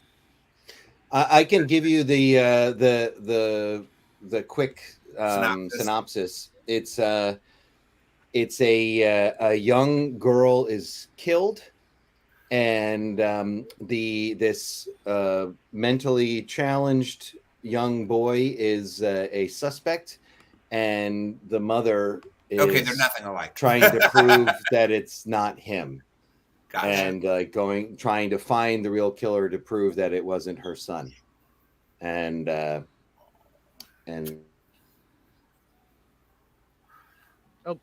Oh, did we drop? I was waiting for the end of that sentence. Okay. Cutie, All right. Mr. Cutie, huh? You might want to drop him out until Yeah, comes we'll back. remove John until come back. I see his face moving That again. gives us a moment to segue into our next topic, because now Woohoo! Because I need a drink. Yeah. Alternative He's and shaking mock his head at me. alcohol. Okay, so this topic we got to talking about whether or not mocktails or alternative alcohol counts. Because there's this new company. I'm not sure if they're new. They were created during the early part of the pandemic. Um, this company is creating alcohol. It tastes like alcohol, but it's not alcohol. Which Uh-huh. Is it Seedlip? I think it is. They have like forest creatures as their labels. Yeah, I posted the I link. think I have in a the bottle here. chat. Let me look. Oh! So you're not talking about like virgin drinks. You're talking about something that actually has the bite of alcohol too. Well, no, Like it in is a O'Doul's, virgin right? drink, but it is a non-alcoholic alternative. Yep. So this is a distilled non-alcoholic spirit, is what they're calling it. Experience. It's spirit. Oh, Spirit. spirit. Oh, sorry. So kind of like liquor is known as spirits. This is it's supposed to be something that you can put into a drink that mimics the flavor of it, but it doesn't have alcohol to it. So I think what it is, it's kind of like how there's like non-alcoholic beers, right? Like, why would you drink a beer if you don't want the alcohol? Well, there Right. are recovering alcoholics that use that as a substitution, so that way they can still feel like they're drinking something but still stay sober. Hmm. So it does have a niche market, but it's there. And it's interesting. I will say that I bought this one just out of sheer curiosity, just to see what it was like. I didn't much care for it. I was really hoping that it was going to have like more of a gin quality, but it's just very savory and really like overwhelming as far as whatever you would mix it with. So it's like, this is something I'd be hard pressed to put into a drink to begin with. But I know that they have another version that's like citrusy, which might be more up my alley. There's another one that I think has spice to it. There's like 4 of them. So this is the Garden 108. It's the rabbit looking one. It's got like rosemary and basil and snap peas or some shit. Is there like zero alcohol in it? Zero alcohol. Zero alcohol. It is just something that is going to give your drink the taste that it's got vodka in it or something. So let me ask you a question, Anthony. As a bartender here, do you get people that come into the bar looking for non-alcoholic kind of Cocktails? drinks? Yeah, most of them are pregnant.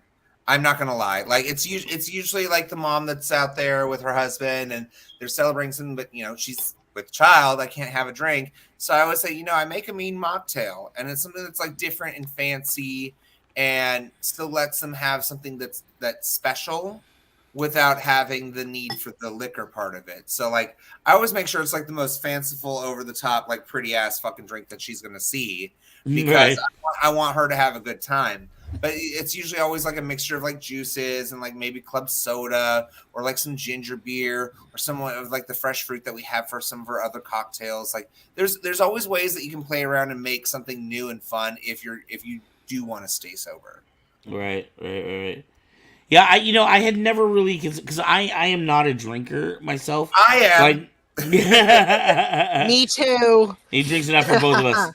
I had never really considered, because I've always wondered, I was like, what the fuck is the point of an O'Doul? So you get to piss a lot and get bad taste in your mouth, but none of the benefits of actually drinking a beer. That, like, I could not understand the point of that, but I did not consider people maybe who are rehabbing, or maybe they were alcoholics and they want the taste without necessarily having the alcohol. So thank you for that. I appreciate that. I know that back when I was I dated a heavy alcoholic in college. Like his whole family, they called alcohol their special sodas.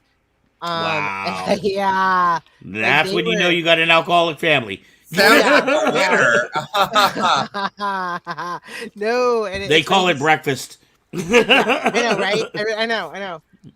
Weddings, everybody was like like so drunk. And I remember like being newly 21 and not feeling like I could keep up with these people, but they wanted to see me drinking.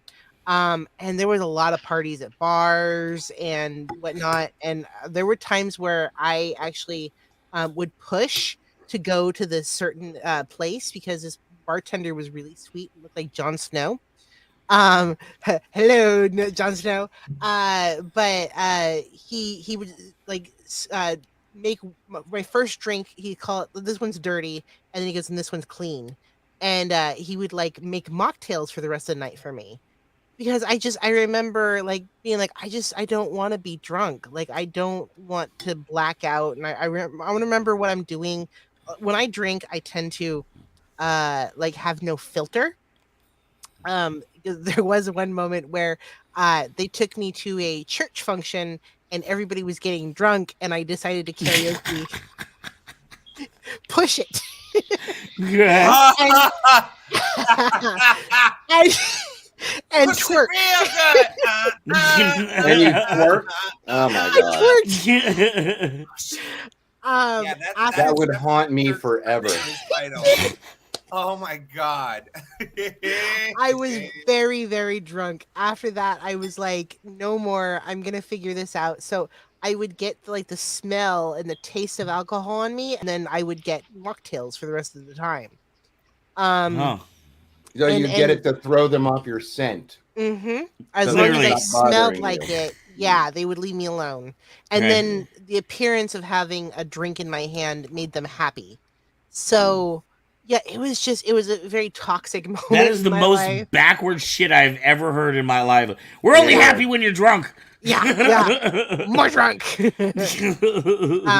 When I quit drinking for 5 years, and when I was 40, Mm. and all of my friends were all people who drank and who went to bars, and I would go see shows and stuff. I was still into music, and I would just go hang out and drink water all night. I didn't have to try.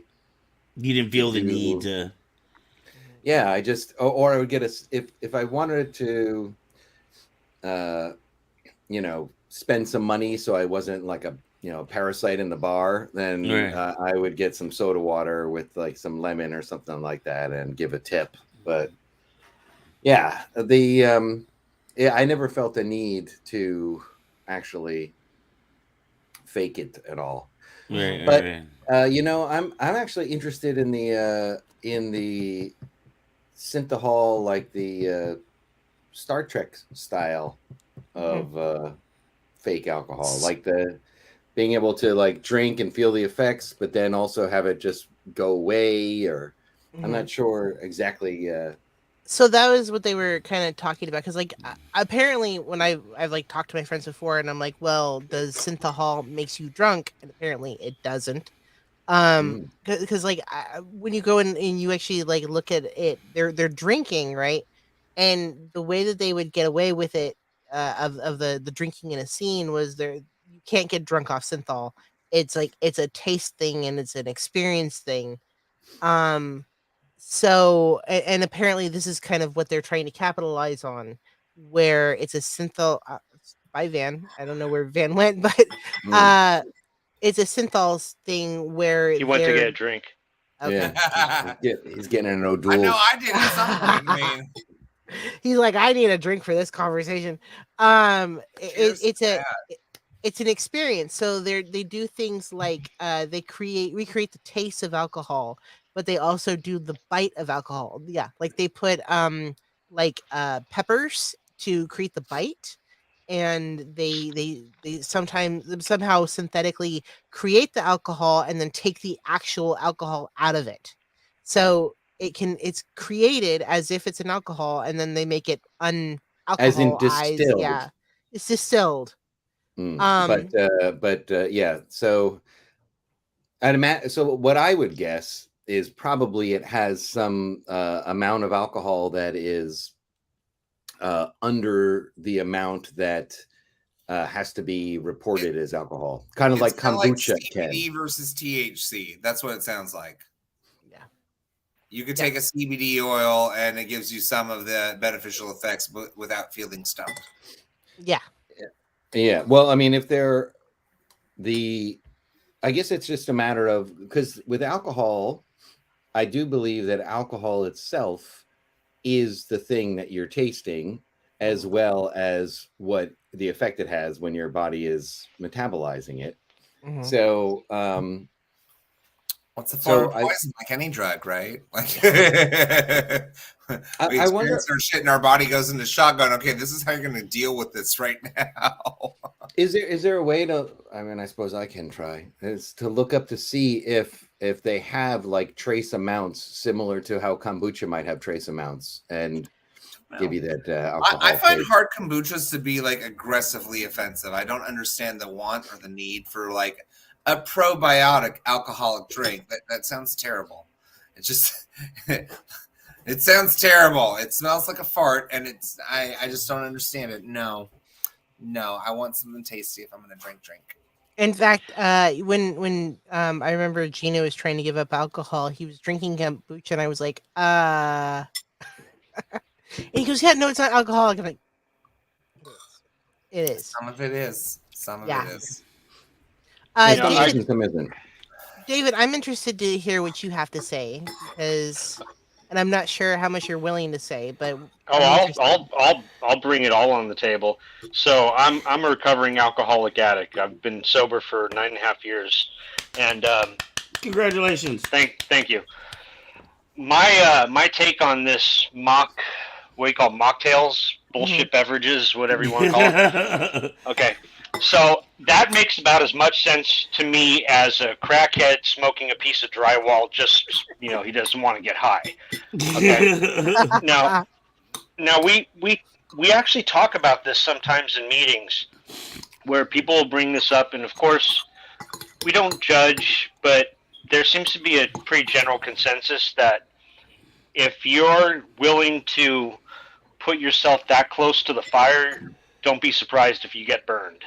Mhm. I have an analogy that I've used before with people I've sponsored who have decided that they want to, what I'll call flirting with disaster for those who actually have legitimate issues with substance abuse. Right. It's kind of like standing in a puddle of gasoline and flicking lit matches out of it, hoping that you make sure that the match lands on the outside of the gas. 99% of the time, you might be fine, but it's just bound to happen. It's going to catch on fire and you're going to burn. Mhm. Right. So Right. if somebody's truly trying not to drink, going and doing something that is that familiar, personally, I wouldn't do it, and I think it's a very bad idea for someone who's trying to get into recovery to actually engage in that. Now, Well, let me There- ask you, because I had thought about that. Well, at first, my big joke was, what the hell is the point? You get all the bad, effects with none of the good. And then when Anthony had brought up, people that may be recovering or pregnant mothers, the thing that made me that I started thinking about right away was this thing right here, right? The vape. So I vape, but I vape because I was a 2-pack-a-day smoker, and that shit just got way out of hand, and I needed a different alternative. Now, is this still bad? Yes, this is still bad, but it's better than what I was doing. So I kind of thought maybe a person who was a heavy drinker and can't see their life without alcohol, maybe that's what this product is for. But you're saying that it's actually a bad thing. well, okay, so the difference between something like alcohol and tobacco is, yeah, tobacco's bad, nicotine's bad. I vape too because I don't want to smoke cigarettes anymore, Right. and I may very well still suffer the physical consequences of this. The only thing is that I know that it's not going to destroy my life outside of that. If I end up getting emphysema or cancer, well, that's going to suck. But Right. at least I don't have to lose my family, lose my home, lose my livelihood. I mean, unless I can't work anymore because I can't breathe. But Right. you know what I'm getting at, though. Right. It doesn't destroy other people's lives. It just destroys your own. And I know some people make an argument that if you're catering to one addiction, you're catering. I've heard, because I went to Al-Anon for a really long time. When you're dealing with an addict, and or with a drinker and someone who's recovering, they heavily recommend the families to go to be seen and go to meetings as well. But we have our own special meetings about how to support them or how to like give them tough love and not support them at all. And how to go about those sort of things. And what I know that some of the argument was like, you know, if they do one addiction, they'll do them all eventually. Which is What do you like, mean, you like know, the gateway use? Is that what you're referring yeah, to? yeah. Like some people, like they do a cigarette, they need a drink, kind of thing. So I know that there's like a slippery slope argument about all of this. I feel like I'm the opposite, where like if I drink, I need a cigarette. Yeah. And again, I come from a family that's like rife with vices. Like I have alcoholism on both sides of my family. My grandfather died from it. My father is definitely an alcoholic. I know I'm a very high functioning alcoholic. I drink far more than I should. But it's something that coincides again with like my line of work. I was working at a place for a decade where people were buying me drop shots all the time. So I got conditioned to a point where like I was so used to drinking on a daily, regular basis, like large quantities, even where like But do you think, I'm Anthony? kind Do of you happy think? where I'm at now because I don't have that kind of party atmosphere. Again, it's a much different crowd. It's a different clientele. I don't feel as compelled to drink, but I still know that I have personal issues with drinking where like I should curb those things because I should be healthier than this. Anthony, it you is know, we tricky. talk about nature versus environment. Do you think maybe you suck out those jobs, or you look for those jobs because that was an environment you were used to growing up in? No, because when I was younger, I was very, very straight laced. I was the kid that was like really all about the DARE program. Like I didn't smoke weed, I didn't smoke cigarettes, I didn't have any ounce of alcohol in me until after I graduated high school on my 18th birthday. So like I was a full grown adult before I ever did anything. Mm. And it was just one of those things of like where, you know, I always told myself like if I need that kind of stuff to party, then it must not be that good of a time. But over time, it was like I felt that peer pressure of like, you know, everybody else I know is partying and doing these things, and it's like I'm the big wet rag because I don't. So then I started to do it, and then I realized, oh, this is a lot of fun. But I'm also somebody that doesn't have a lot of like impulse control or the wherewithal to like know when to stop, because there's always going to be that point in the night where like I should be done. But because I'm intoxicated, my body's basically saying, "You're fine. You should have another one. Have another one. Have another one. It's fine." When we hang out with a friend of ours named Addison, we tended to go a lot of bar hopping. And when we first started hanging out again, and like one of the first times we did this, I knew we were going to my restaurant to go and like get something to eat. I figured we were having dinner. And then he's like, "Oh no, I'm not hungry. I don't eat after 7." I'm like, okay. And then Eli was like, "I'm not really hungry." I'm like, okay, well, I don't want to be the only fat ass here, like eating a bunch of food. I got like a grilled artichoke appetizer. That was it. I hadn't eaten much that day. So I knew that we were going to go from there, where I had like 3 drinks, to another bar where you could smoke indoors still, which is like the rarest thing in California area ever. It's a cigar bar called Stogie's. So I figured like we're going to hang out there, and then that was our night. Well, then they wanted to go to Stooges, which is another bar that you can go to and do pool and pinball and all sorts of stuff. So like we end up going there. I thought that was going to be the end of the night. And then we went to another bar, and that's like, I don't remember much else that happened like from point A when we arrived to where like suddenly my husband's mad at me and like we got to go now. We got to go now. I fucked up big. But it is one of those like slippery slope kind of things. And I feel like there is that degree of difference of people who do attend AA and have that, like, you need to make sure that you're away from this.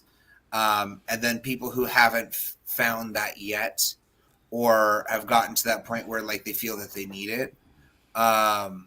So I think that's again a very niche market where these things are being created. Like it's something that simulates it, so you could kind of placate the thirst for it, like a craving. It's like how people have like cauliflower fucking pizza, or like make up some new fucking recipe that simulates Faking bacon.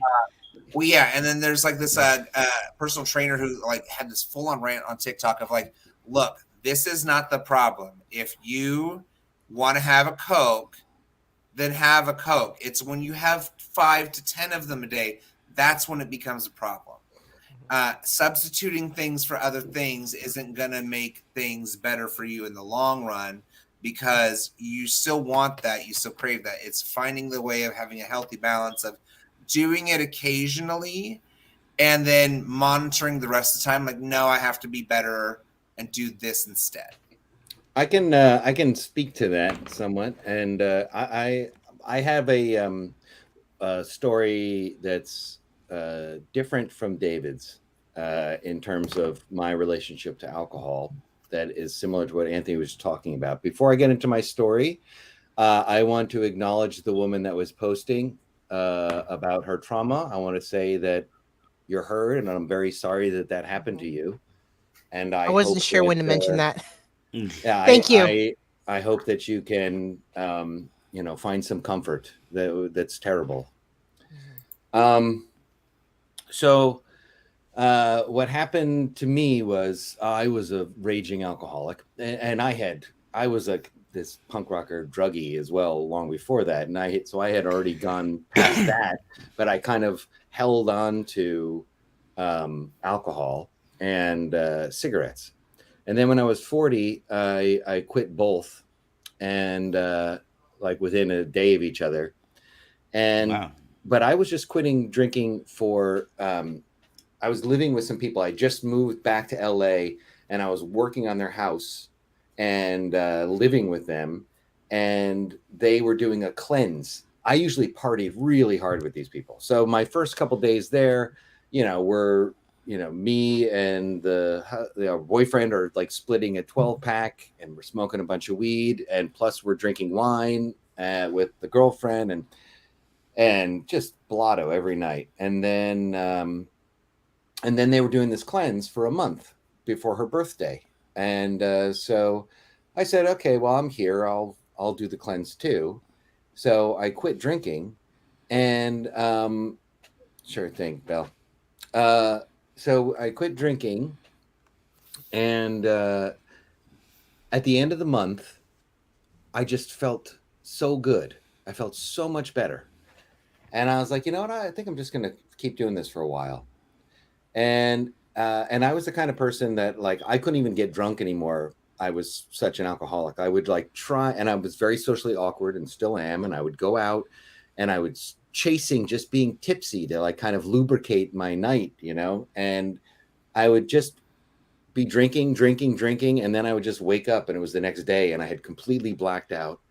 And that's always a terrifying feeling. But I would talk to somebody from the night before and they're like, yeah, you were fine. You didn't even seem drunk at all. Wow. So I just couldn't even get drunk, but it would black me out. So anyway, I quit the drinking, and then over time, I just kept pushing it forward. I was like, yeah, I don't need to drink. Really don't feel like I need to drink. And I just decided, I said I would drink again. I would feel okay drinking again when I could do everything sober that I used to only be able to do drunk. And this kind of thing I would say all the time was dancing in public was like the big one that I couldn't do. But really, that was more just like a code word for accepting love in my life and being able to be in a healthy, loving relationship, feel worthy of love, and being able to return love. And about 3 years in, I met my wife. And so about 2 years after we were together, this is a heavy drinking place. Korea is. I just decided, I was like, yeah, I think I'm fine now. And I started drinking again. And now I just drink so basically I just changed my relationship to alcohol. It took 5 years, but now I can drink and I have a glass of wine, or I have a beer, or my wife and I split a beer, or and occasionally, very occasionally, I go out and I drink a bunch, but that's very infrequently. And so, yeah, I think that with what David was saying, I understand certainly that there are people that they have to have this like super hard, like bam, A wall. and everything else is something to be, you know, shamed and attacked. But I'm not trying to put you down or attack you, David, when I'm saying that. I can sense that though from the way you were talking about you called them these bullshit drinks or whatever, and I just think that there are other people who have other experiences, and I think that doing the whole AA thing where you have to like internalize this whole program and make it your life is not something that everybody wants to do or has to do. Well, and that kind of comes back to what I was saying. Well, I feel like there are levels of it. Hang on a second, Anthony. I did just address him directly, so Yes, sorry. Okay, so now the AA thing, there's like 3 different types of people. This is how I kind of look at it. There's like 3 different types of AA goers. So there's the ones that go because they're mandated to go, or they're doing it to serve a purpose, like their wife's going to leave them or something like that. Then there's the ones that go and then that becomes their new addiction, and they get solid so far into it where you meet old timers that say, yeah, if I didn't go to 1 meeting a day for the last 30 years, I would never stay sober. Yeah. And then there's the ones that, and I don't mean to sound arrogant, but there's the ones that I think gain a quality of life. And I kind of put myself in that spot where sure. You know, I've gone through the steps. I don't freak out if I walk down the alcohol aisle at Safeway. I can hang out with friends who drink. I've had girlfriends who smoke pot. It doesn't bother me anymore because what I found for me, that the use of drugs and alcohol wasn't the problem. That was a symptom of a deeper issue.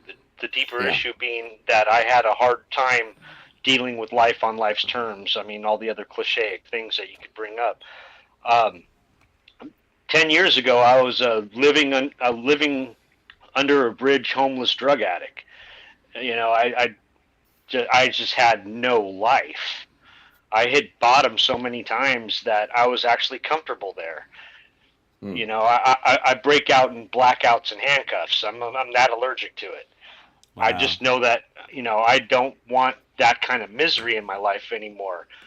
So I had to learn how to look at life differently, how to think about life differently, go through a full-on psychic change where I don't feel the pressure of that weight on me anymore. The desire to drink and use has completely left me at this point. Mm-hmm. Yeah. Do I still go to meetings? Yeah, I do occasionally. I don't make it my life though. As a matter of fact, tomorrow my son and I are going on a hike with a recovery group out in Tilden Park in Berkeley. But congrats. You know, I don't. Thanks, but I don't feel that kind of, you know, pressure that, oh, I have to follow this strict guideline. If I waver one way or another, my life is totally screwed. No, I have good days, I have bad days, and I can't say, oh, my worst days now are better than my best days then. Well, I know that's bullshit because I had some really good days back then. You know, but I know that the reality for me is just that I know that I won't engage personally with any type of use or imbibe in any way. But I don't care if any people do it around me. I'm not so scared of my own shadow that I have to hide behind a tree or under a rock if somebody speaks the word alcohol around me. Well, I'm very happy to hear your progress and that you are accepting life on life's terms and that you don't have the cravings and stuff. That's awesome. I was similar in that, like, I don't know if you had the same experience, but I just had a transition in my life where I stopped having that desire. I think I mine got- happened about 25, where I didn't like it anymore. Like I had already reached a point where, I can go on kind of my turning point in a moment if you want, but Sure. I think it I think everybody's kind of experience is different because with mine, with the drinking, because I like, don't get me wrong, I did a lot of drinking. There were moments where I showed up to college, because I was a college student at the time. I went to college from 21 to 25. Actually, I think I graduated like right before my 25th birthday, but there were moments where I just showed up to class drunk, because I was trying, a lot of really dark things had just happened to me, where I was trying to just bury it, and I didn't realize that that was what I was trying to do. I was trying to just like crawl into a different part of me, and I liked that it was a numbing thing, but it also felt very social, where a lot of people were like, "You're not holding a drink." Um, uh-oh, here's one, and that was where my life went. At the same time, I dated a guy that was very well off, very, very well off. And once you have a $15,000 bottle of wine and alcohol that, to your content, where then after we broke up, I just realized sort of like, well, I'll never go back to that lifestyle because he's gone. I was like, well, that's just like, I'm spoiled now. Like the alcohol that I was drinking doesn't taste as good as a swill that I can afford now. Even though I was like pretty well off, like I was never gonna buy like $15,000 of alcohol. Um, I just sort of realized like it's not worth it. Like what am I doing? Like and I would sometimes I would even drink for the taste, and then when I started becoming aware of what I was doing, when I couldn't taste it anymore, I put it down because I the money wasn't a thing for me. It's not like I was wasting money and oh my gosh, I have to finish this. I think it's another toxic behavior around alcohol. Like I bought this drink, I'm gonna drink it all because I wasted all that money on it. Um, where that wasn't a thing for me. Like as soon as I couldn't taste it anymore, I didn't want it. Uh, and it got to about 25 where I realized I didn't want to be drunk anymore. I was tired of missing moments. I liked being in the moment, and like I didn't need alcohol for those moments to be like important, like to feel important. In fact, they felt more important when I didn't drink. Uh because like I was experiencing them with a raw emotion, not like a numbed emotion where like, I can't remember half of it now. What, Yeah, that was So, amazing. That change of being sober. mhm. Experiencing everything sober was really a revelation when I first quit at when I was 40. Like the going out and talking to people, and then just how boring the night got so quickly once everybody was drunk, and you're the only one not drunk, and you're like, wow, you guys are boring. Your Everything conversation you're is saying- really yeah, stupid now. exactly. It's- Oh, I find Yeah. that shit hell of entertaining. I thought I was entertaining all night. Shoot. Yeah. And don't get me You're wrong, I always still drink. entertaining, Anthony. Thank you. I still drink, but once in a blue moon. Like No, it's. I was going to yeah. say, but you mentioned on something that I really think does hit the home mark of, I feel like people who do have substance abuse issues have this like deep rooted trauma or pain or something that they're trying to numb. There's like always going to be that deeper issue of this is what's feeding into this. This is why you need that escapism of not being in the moment and the now, because you're trying to placate whatever is hurting you on the day to day when you are sober. So I and that speaks volumes to just like the mental health issues that we deal with, and people don't understand how deeply like alcohol, especially, it's a depressant. So if you're depressed and you have hardcore depression, drinking heavily might numb you in your mind, but it's also not going to fix that depression. It's going to worsen it. I've seen too many times that there's like one of three kinds of drunks. There's a really happy drunk, there's a really angry drunk, and then there's a really sad drunk. and anger is a secondary emotion already, so it's also kind of tinged to that sadness, where people act out because of how frustrated they are with how badly they feel. And I would add another category. Yes. That I would add, there are those who drink in order to give themselves permission to do things they normally wouldn't do, and it can be all sorts of stuff, like permission to act, permission to, not just insecurities, I mean like permission to like act like an asshole, basically, like. Yeah, sorry, I'm just drunk. I'm sorry about that. Exactly. You're giving yourself a built-in excuse for the next day, right? Oh, yeah, I'm sorry, baby. I cheated because I was just drinking too much. Yeah. Exactly. Yeah. I don't remember that. I don't remember doing that. It's not that bad. I didn't know. That wasn't really me. But it's like, but it was you, because it was you. And I think that's how you really feel right now, because again, it sheds a good chunk of the ego, like many other drugs. We shed that inhibition or that filter of what we do to be polite, because this is how we are, versus how you really fucking feel. And again, that's what brings out those things in those people. There are people who drink because they want to celebrate and because they're trying to have fun, because that's their catalyst for them having fun, like going out and dancing and being sociable and laughing it up or whatever. Then there's also people who do it and then become very, very depressed and sad, and they dwell in those emotions, or they become very violent. People typically are in that category, and that includes verbal violence, where people tell you how they really feel in that moment. Like, I want to say before, but like, you're fucked up for this reason and this reason, and I think you're ugly. And like, they truly mean it in that moment from that point of sincerity, because they don't have a filter.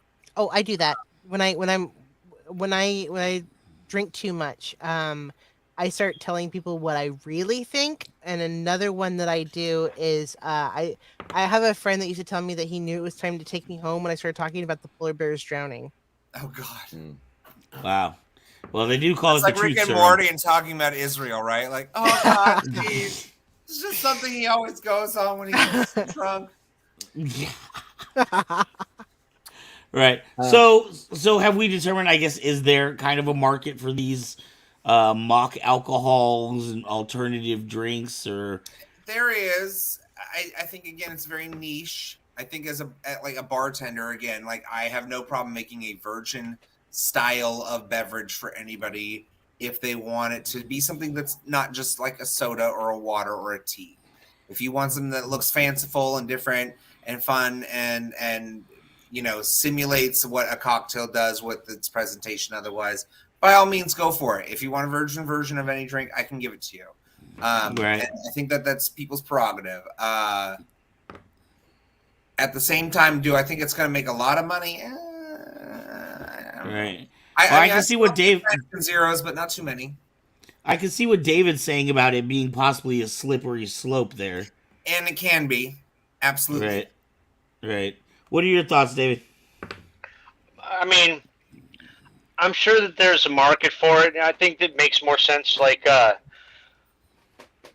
what Anthony was saying, a pregnant woman comes in, can't drink, but kind of wants to, so has a mock beverage. That kind of makes sense, but I think for somebody who has a legitimate alcohol problem, that's not going to help it. Someone who's playing with fire, yeah. I mean, maybe they can last for maybe a week or two, and then it'll be like, fuck it, I'm just going to get myself a fucking drink. What's the point? I'm wasting money. I don't feel nothing. It's like when they're quitting smoking, and then they'll just like, I'm not going to inhale. I just want to hold it in my mouth. I just want to have the taste. And just the tip, baby. I won't put the whole thing in. They do that for a week or a day. I want the tip. Well, the tip is the best part. Jeez. Wow. I don't know. I always enjoy a long cigarette. shaft. That's what I'm saying. The cigarette. cigarette. I'm glad you. Yes. That's the part that's like, fiery red. And on that note, y'all. No. Well, I mean, hey, that actually makes kind of sense, or not. I mean, that doesn't make sense, but trying to hold a cigarette just to kind of have that hand to mouth thing, but yeah, that doesn't work. I've been trying not to smoke cigarettes by just having one every now and then. I just found that I'd just be smoking again. But I vape, of course. Now I don't think it's the nicotine because I have such a low nicotine on this. I think at this point, this is just keeping my hands off my dick. It always comes back. Is that just so the skin can heal? You got to give it some time, or We started this show. I'm so about sorry. That was so penises. rude. Hey, It circled back around. hey, I had this conversation with Phoenix the other day about doing the Deadpool thing, and I need to throw something really sarcastic and offensive out there. Wow. So But we It's just just my brought it back nature. to the beginning of the show. That's all we did. We brought it. What's that? You We brought it started full the circle. We show- started with penises and we're ending with penises, I guess. Hey, right on. All right, y'all. Half a go thumb ahead. up. It's like the perfect. Never mind. It's like a Oh, college come on. thesis. What were you gonna say? Yeah, I know. I didn't have a fully formed joke. That's why I didn't do it. It wasn't. I wasn't abandoning it out of trying to play nice. I just didn't have anything very funny to say. Just the tip. Just the tip. Yeah, Just the two. I'll leave that for my epitaph. Just the tips of us. I have should my get- fruit stripe belt that apparently was a dick thing. I don't know. Well, Right. I'll tell you what it looked like later. I'll tell you. Yeah. We never got to hear what you thought it was. Private after party. We're gonna get KCAD shirts that say "just the tip" on it. Just the tip. I love it. Yeah.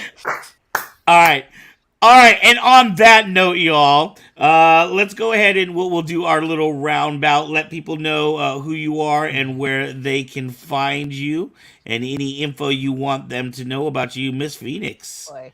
So I am the co-host of Mysterium Tremendum, and you can find that on Facebook and YouTube right now. And then you can also find my new show, Nerdalism. We are live on Mondays and Tuesdays right now. The Mondays are basically the news or a breakdown of some show or the news that's going on, and then Tuesdays are our interviews with our guests. We will be where'd Forrest go?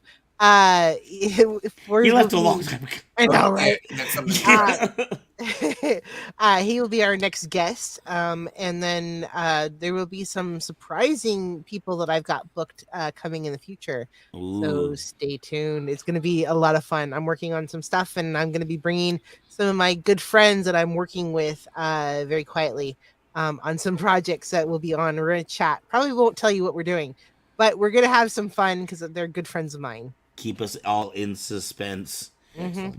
Beautiful, Mr. David. You got any stuff here for us? No, I'm just I came into the whole show kind of late today, anyways, and I mean you can find me on here sometimes. I'm just the token conservative who likes to talk a bunch of shit, right? I mean, Hey, I'm that's a why we keep middleman. him. It's fine. What'd you say, Phoenix? That's why we keep him. All right, and we like to have the different Conservative opinions here. He's our pet conservative. Hey, but we're friends in real life, so that's what counts. Right, exactly. Mr. John. Jeez, I don't know. I guess I'm on Instagram. Sudden. Check out your IMDb.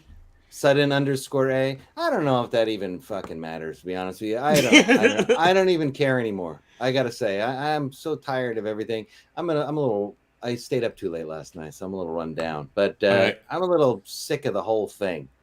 But if you care, You can either search the name at the bottom there, John D. Michaels, on Instagram or on YouTube. But my actual Instagram name, oh, that's right. There's imposters now.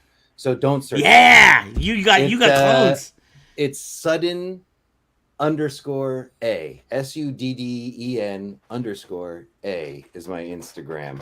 But whatever, you go there, you don't go there, I don't care anymore. So, I'm looking for this now. Sudden what? Sudden under A. _A. Yeah, it was a character that I wrote in a story many years ago, whose name was Sudden Applebottom. That was her name.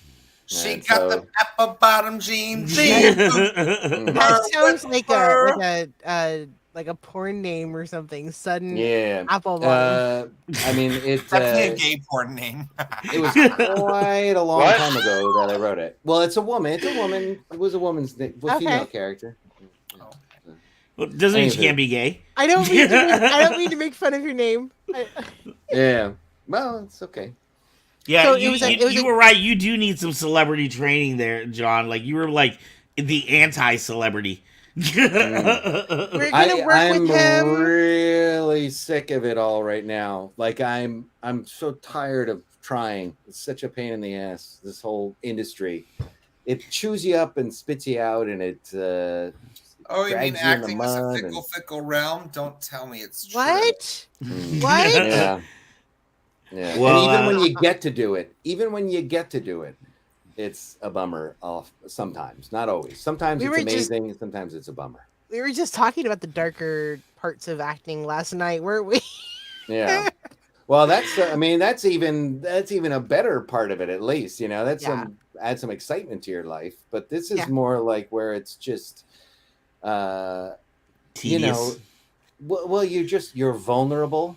You put yourself out there and you're vulnerable, and then you get zero support, and so then you're just kind of feel like you're naked and quaking and like somebody God hold sounds me, like drag please. to me. Shit. Any I'm sure it's performing, similar. you're putting yourself out there. Well, we are coming up tomorrow. This Sunday is going to be episode 100 of Saber Rattle, and I can remember episodes with 0 viewers. I'm just like talking into space.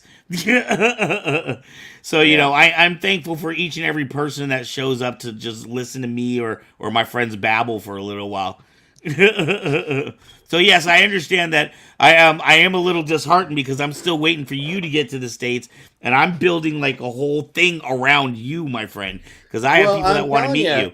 I am. I was like, just yesterday, I was trying to decide. I was like, do I just want to give up and just stop and just? I was lying in bed this morning, and my wife and I decided not to have kids. But then this morning, I was like, maybe we should just quit all this performing and just have a kid and just have that be our life. But I don't think that's going to happen. But My mom threatened to give me siblings about 4 or 5 years ago, and she's about your Oh, yeah. age. And I'm like, Yeah. what? well, no, if she's my age, I don't think she can. If she's my age, I don't think anybody has had babies when at you said 52. You were over What's the 40. oldest? I was actually quite surprised. Thank you, sir. You're you're cute. She would have been at the tail end. Of her, she would have been at the tail end of her 40s, early 50s. And she's Yeah, like, well, maybe I I'm should 52. just try. Yeah. But yeah, we'll talk about it on the other side, though. Yeah, I think I haven't been to the States in 6 years, and I think I just want to just come over to see my friends and family and to do stuff with you guys. So we'll talk about that on the other side. California. We'll just tease it here right now. So, California. so everybody's gonna be excited. Alrighty, Anthony. Hi. So you can find me on Instagram at Rubix_Q_Arcana. So it is RUBIX_Q, and then Arcana, ARCANA. Outside of that, you can catch me Wednesday nights here in Lodi. This next week, we're going to be doing a Disney theme. So we're all bringing out like our favorite like heroines and heroes and then villains. Like that was the assignment I gave to everyone. Like, pick a good character, pick a bad character. So I'm bringing Alice in Wonderland and Maleficent to the table. Wow, two very different characters. I know, right? I'm so Yeah. fucking Gemini. It's fun. That's such range. Wow. But I Yeah. love Alice in Wonderland on multiple levels, just because it's one of those like movies I watched all the time. And I like Maleficent, because she was always like just this wonderfully like deliciously evil villain. But then of course we got the Angelina Jolie one where it's like Wicked. She wasn't all that bad. Like I like the depth that we have with her character to some extent. But I also have a really good mix with it. So Into the Dragon. Outside of that, you can check me out on Facebook. You have to find the Rubik's with the Q that has the period after it. Somebody hacked my old account, so I don't have any of my old pictures or posts or anything. They talk about those bitches. But it is also the same picture because that was a really good picture of me. Outside of that, you can catch me here most Fridays. I enjoy this. It's a lot of fun. And, we were talking about how I needed to do my own little like side thing called the Q View. Yes. That has to get in the works sometime soon. I just need an editor or we need to figure out how we're formatting it. I think it's going to be a mix. The Live. audience is going to be a mix of QAnon people and and Star Trek fans. It's going to be like this. I want to weird just do mix. like random ass indie games or like gems of movies that like no one's ever heard of. Like yeah, RRR. Everyone should watch The Suicide Shop, RRR, any Stephen Chow film, and Pan's Labyrinth. God damn it, Van! Why haven't you seen? I'm Pan's on it. Labyrinth? So I am- good. Oh, that broke me. Oh, Pan's Labyrinth is so harsh, so sad. So beautifully done, though. Spoiler alert. It's, I'm excited. All right, and as for me, we have this Sunday, we have our 100th episode of Saber Rattle. Phoenix will be on the show as well. We're bringing back all of our past directors to be on the show. Marissa will not be on our current director. She's on her. I know. Our current director won't be on the show, but all our past directors will be on the show. We have Christian Castro of Saberflux Workshop, incredible flow artist. He owns his own lightsaber company that specializes in flow sabers. So I'm excited about that show. Don't forget, next week, as Say Wong was asking, we will be giving away a saber on this show next week. So make sure to tune in then. Share this show with all your friends. And please, please, please check out kybercave.com. We have all your saber needs and other fun saber stuff like saber earrings and bottle openers and all kinds of. Wong is holding that Chopsticks. against you now. I know, dude, and he literally just won our last contest. He just won the saber last week. You know what's funny was that when you told me that you're going to bring all the directors back, I was like, that means me and Ezra, because I was Right. the director, and then Ezra became the director. I'm like, are you sure? I miss Ezra. Right. Weird. yeah, I do too. Ezra's a sweetie. Ezra will be on Sunday night. And then our very first director, which most of you people don't know, was Chris Old Soju. Soju was with Kyber Cave for about a year. So Long Soju before is my in the time. alcohol. Soju is in the Korean alcohol drink. yes, that's actually where he came up with the name. Wow. He is Korean. So Nice. he will be on the show Sunday night as well. So it's going to be a fun show. Please come and check it out. If you ever want to have mock soju, Mhm. you just need to drink some gasoline. And it's the exact same flavor. Yeah. That's just a little tip for you there. A mock 'cause it's just a screwdriver. A mock screwdriver is just orange juice. Yeah. It's orange juice with club soda. Let's get Oh, it yeah. correct. Okay. Cut that shit with something. Says the bartender. All right. Club soda. All right, y'all. For those of you that are still with us, thank you so much for tuning into Kyber K Who Presents. are you people? Kyber Cave After Dark. Yeah. What? Don't you have better things to do in your lives? No, We will be that's here why I'm every here to watch Friday. That's Where It's- All right, well, I'm here every Friday, so obviously I don't have better things to do in my life. We're here every single Friday. Your real official star and host is Anthony Allen there in the middle. And when we are lucky to get Anthony, we are always excited. So, and also, I want to say, because Phoenix didn't bring it up, look out for some new shows ready to hit hit our channel. We are talking about the Kyber Girls show, which is basically just girls gaming. Who doesn't love girls gaming, right? We've all been on vacation at different times, so we haven't been able to do the show. Right. I was at Aubrey's in Texas right Celebration, now. Yeah. Yeah, Nice. so once we get that back together, I'm hoping to launch QView hopefully soon. We got to give that a little discussion. And I hear Mr. John wants to talk to inventors. I want to do science. I just want to. I'm that kind of a nerd. I'm a Right. science Me with nerd, and I wanna do- Engineering. I want to know the secrets of Nikola Tesla.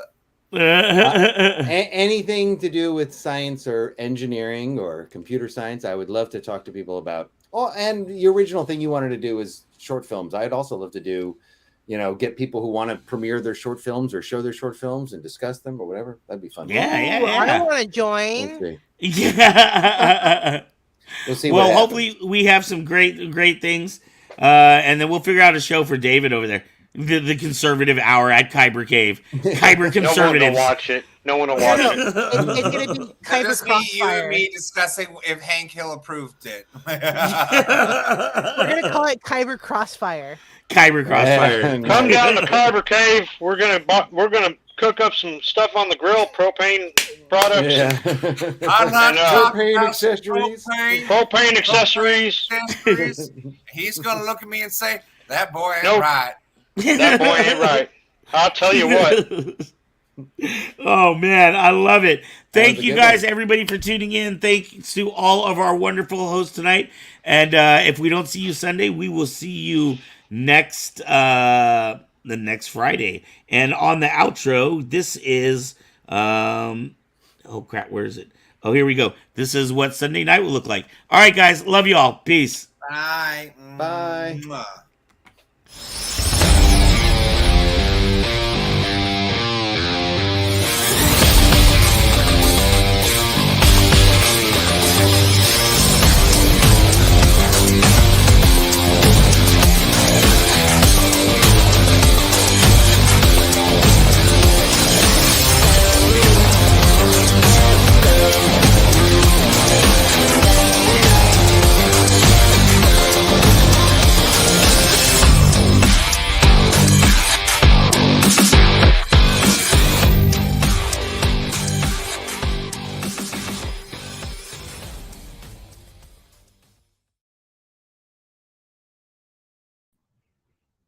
Oh. Wait. Hey, You know, I y'all. want to get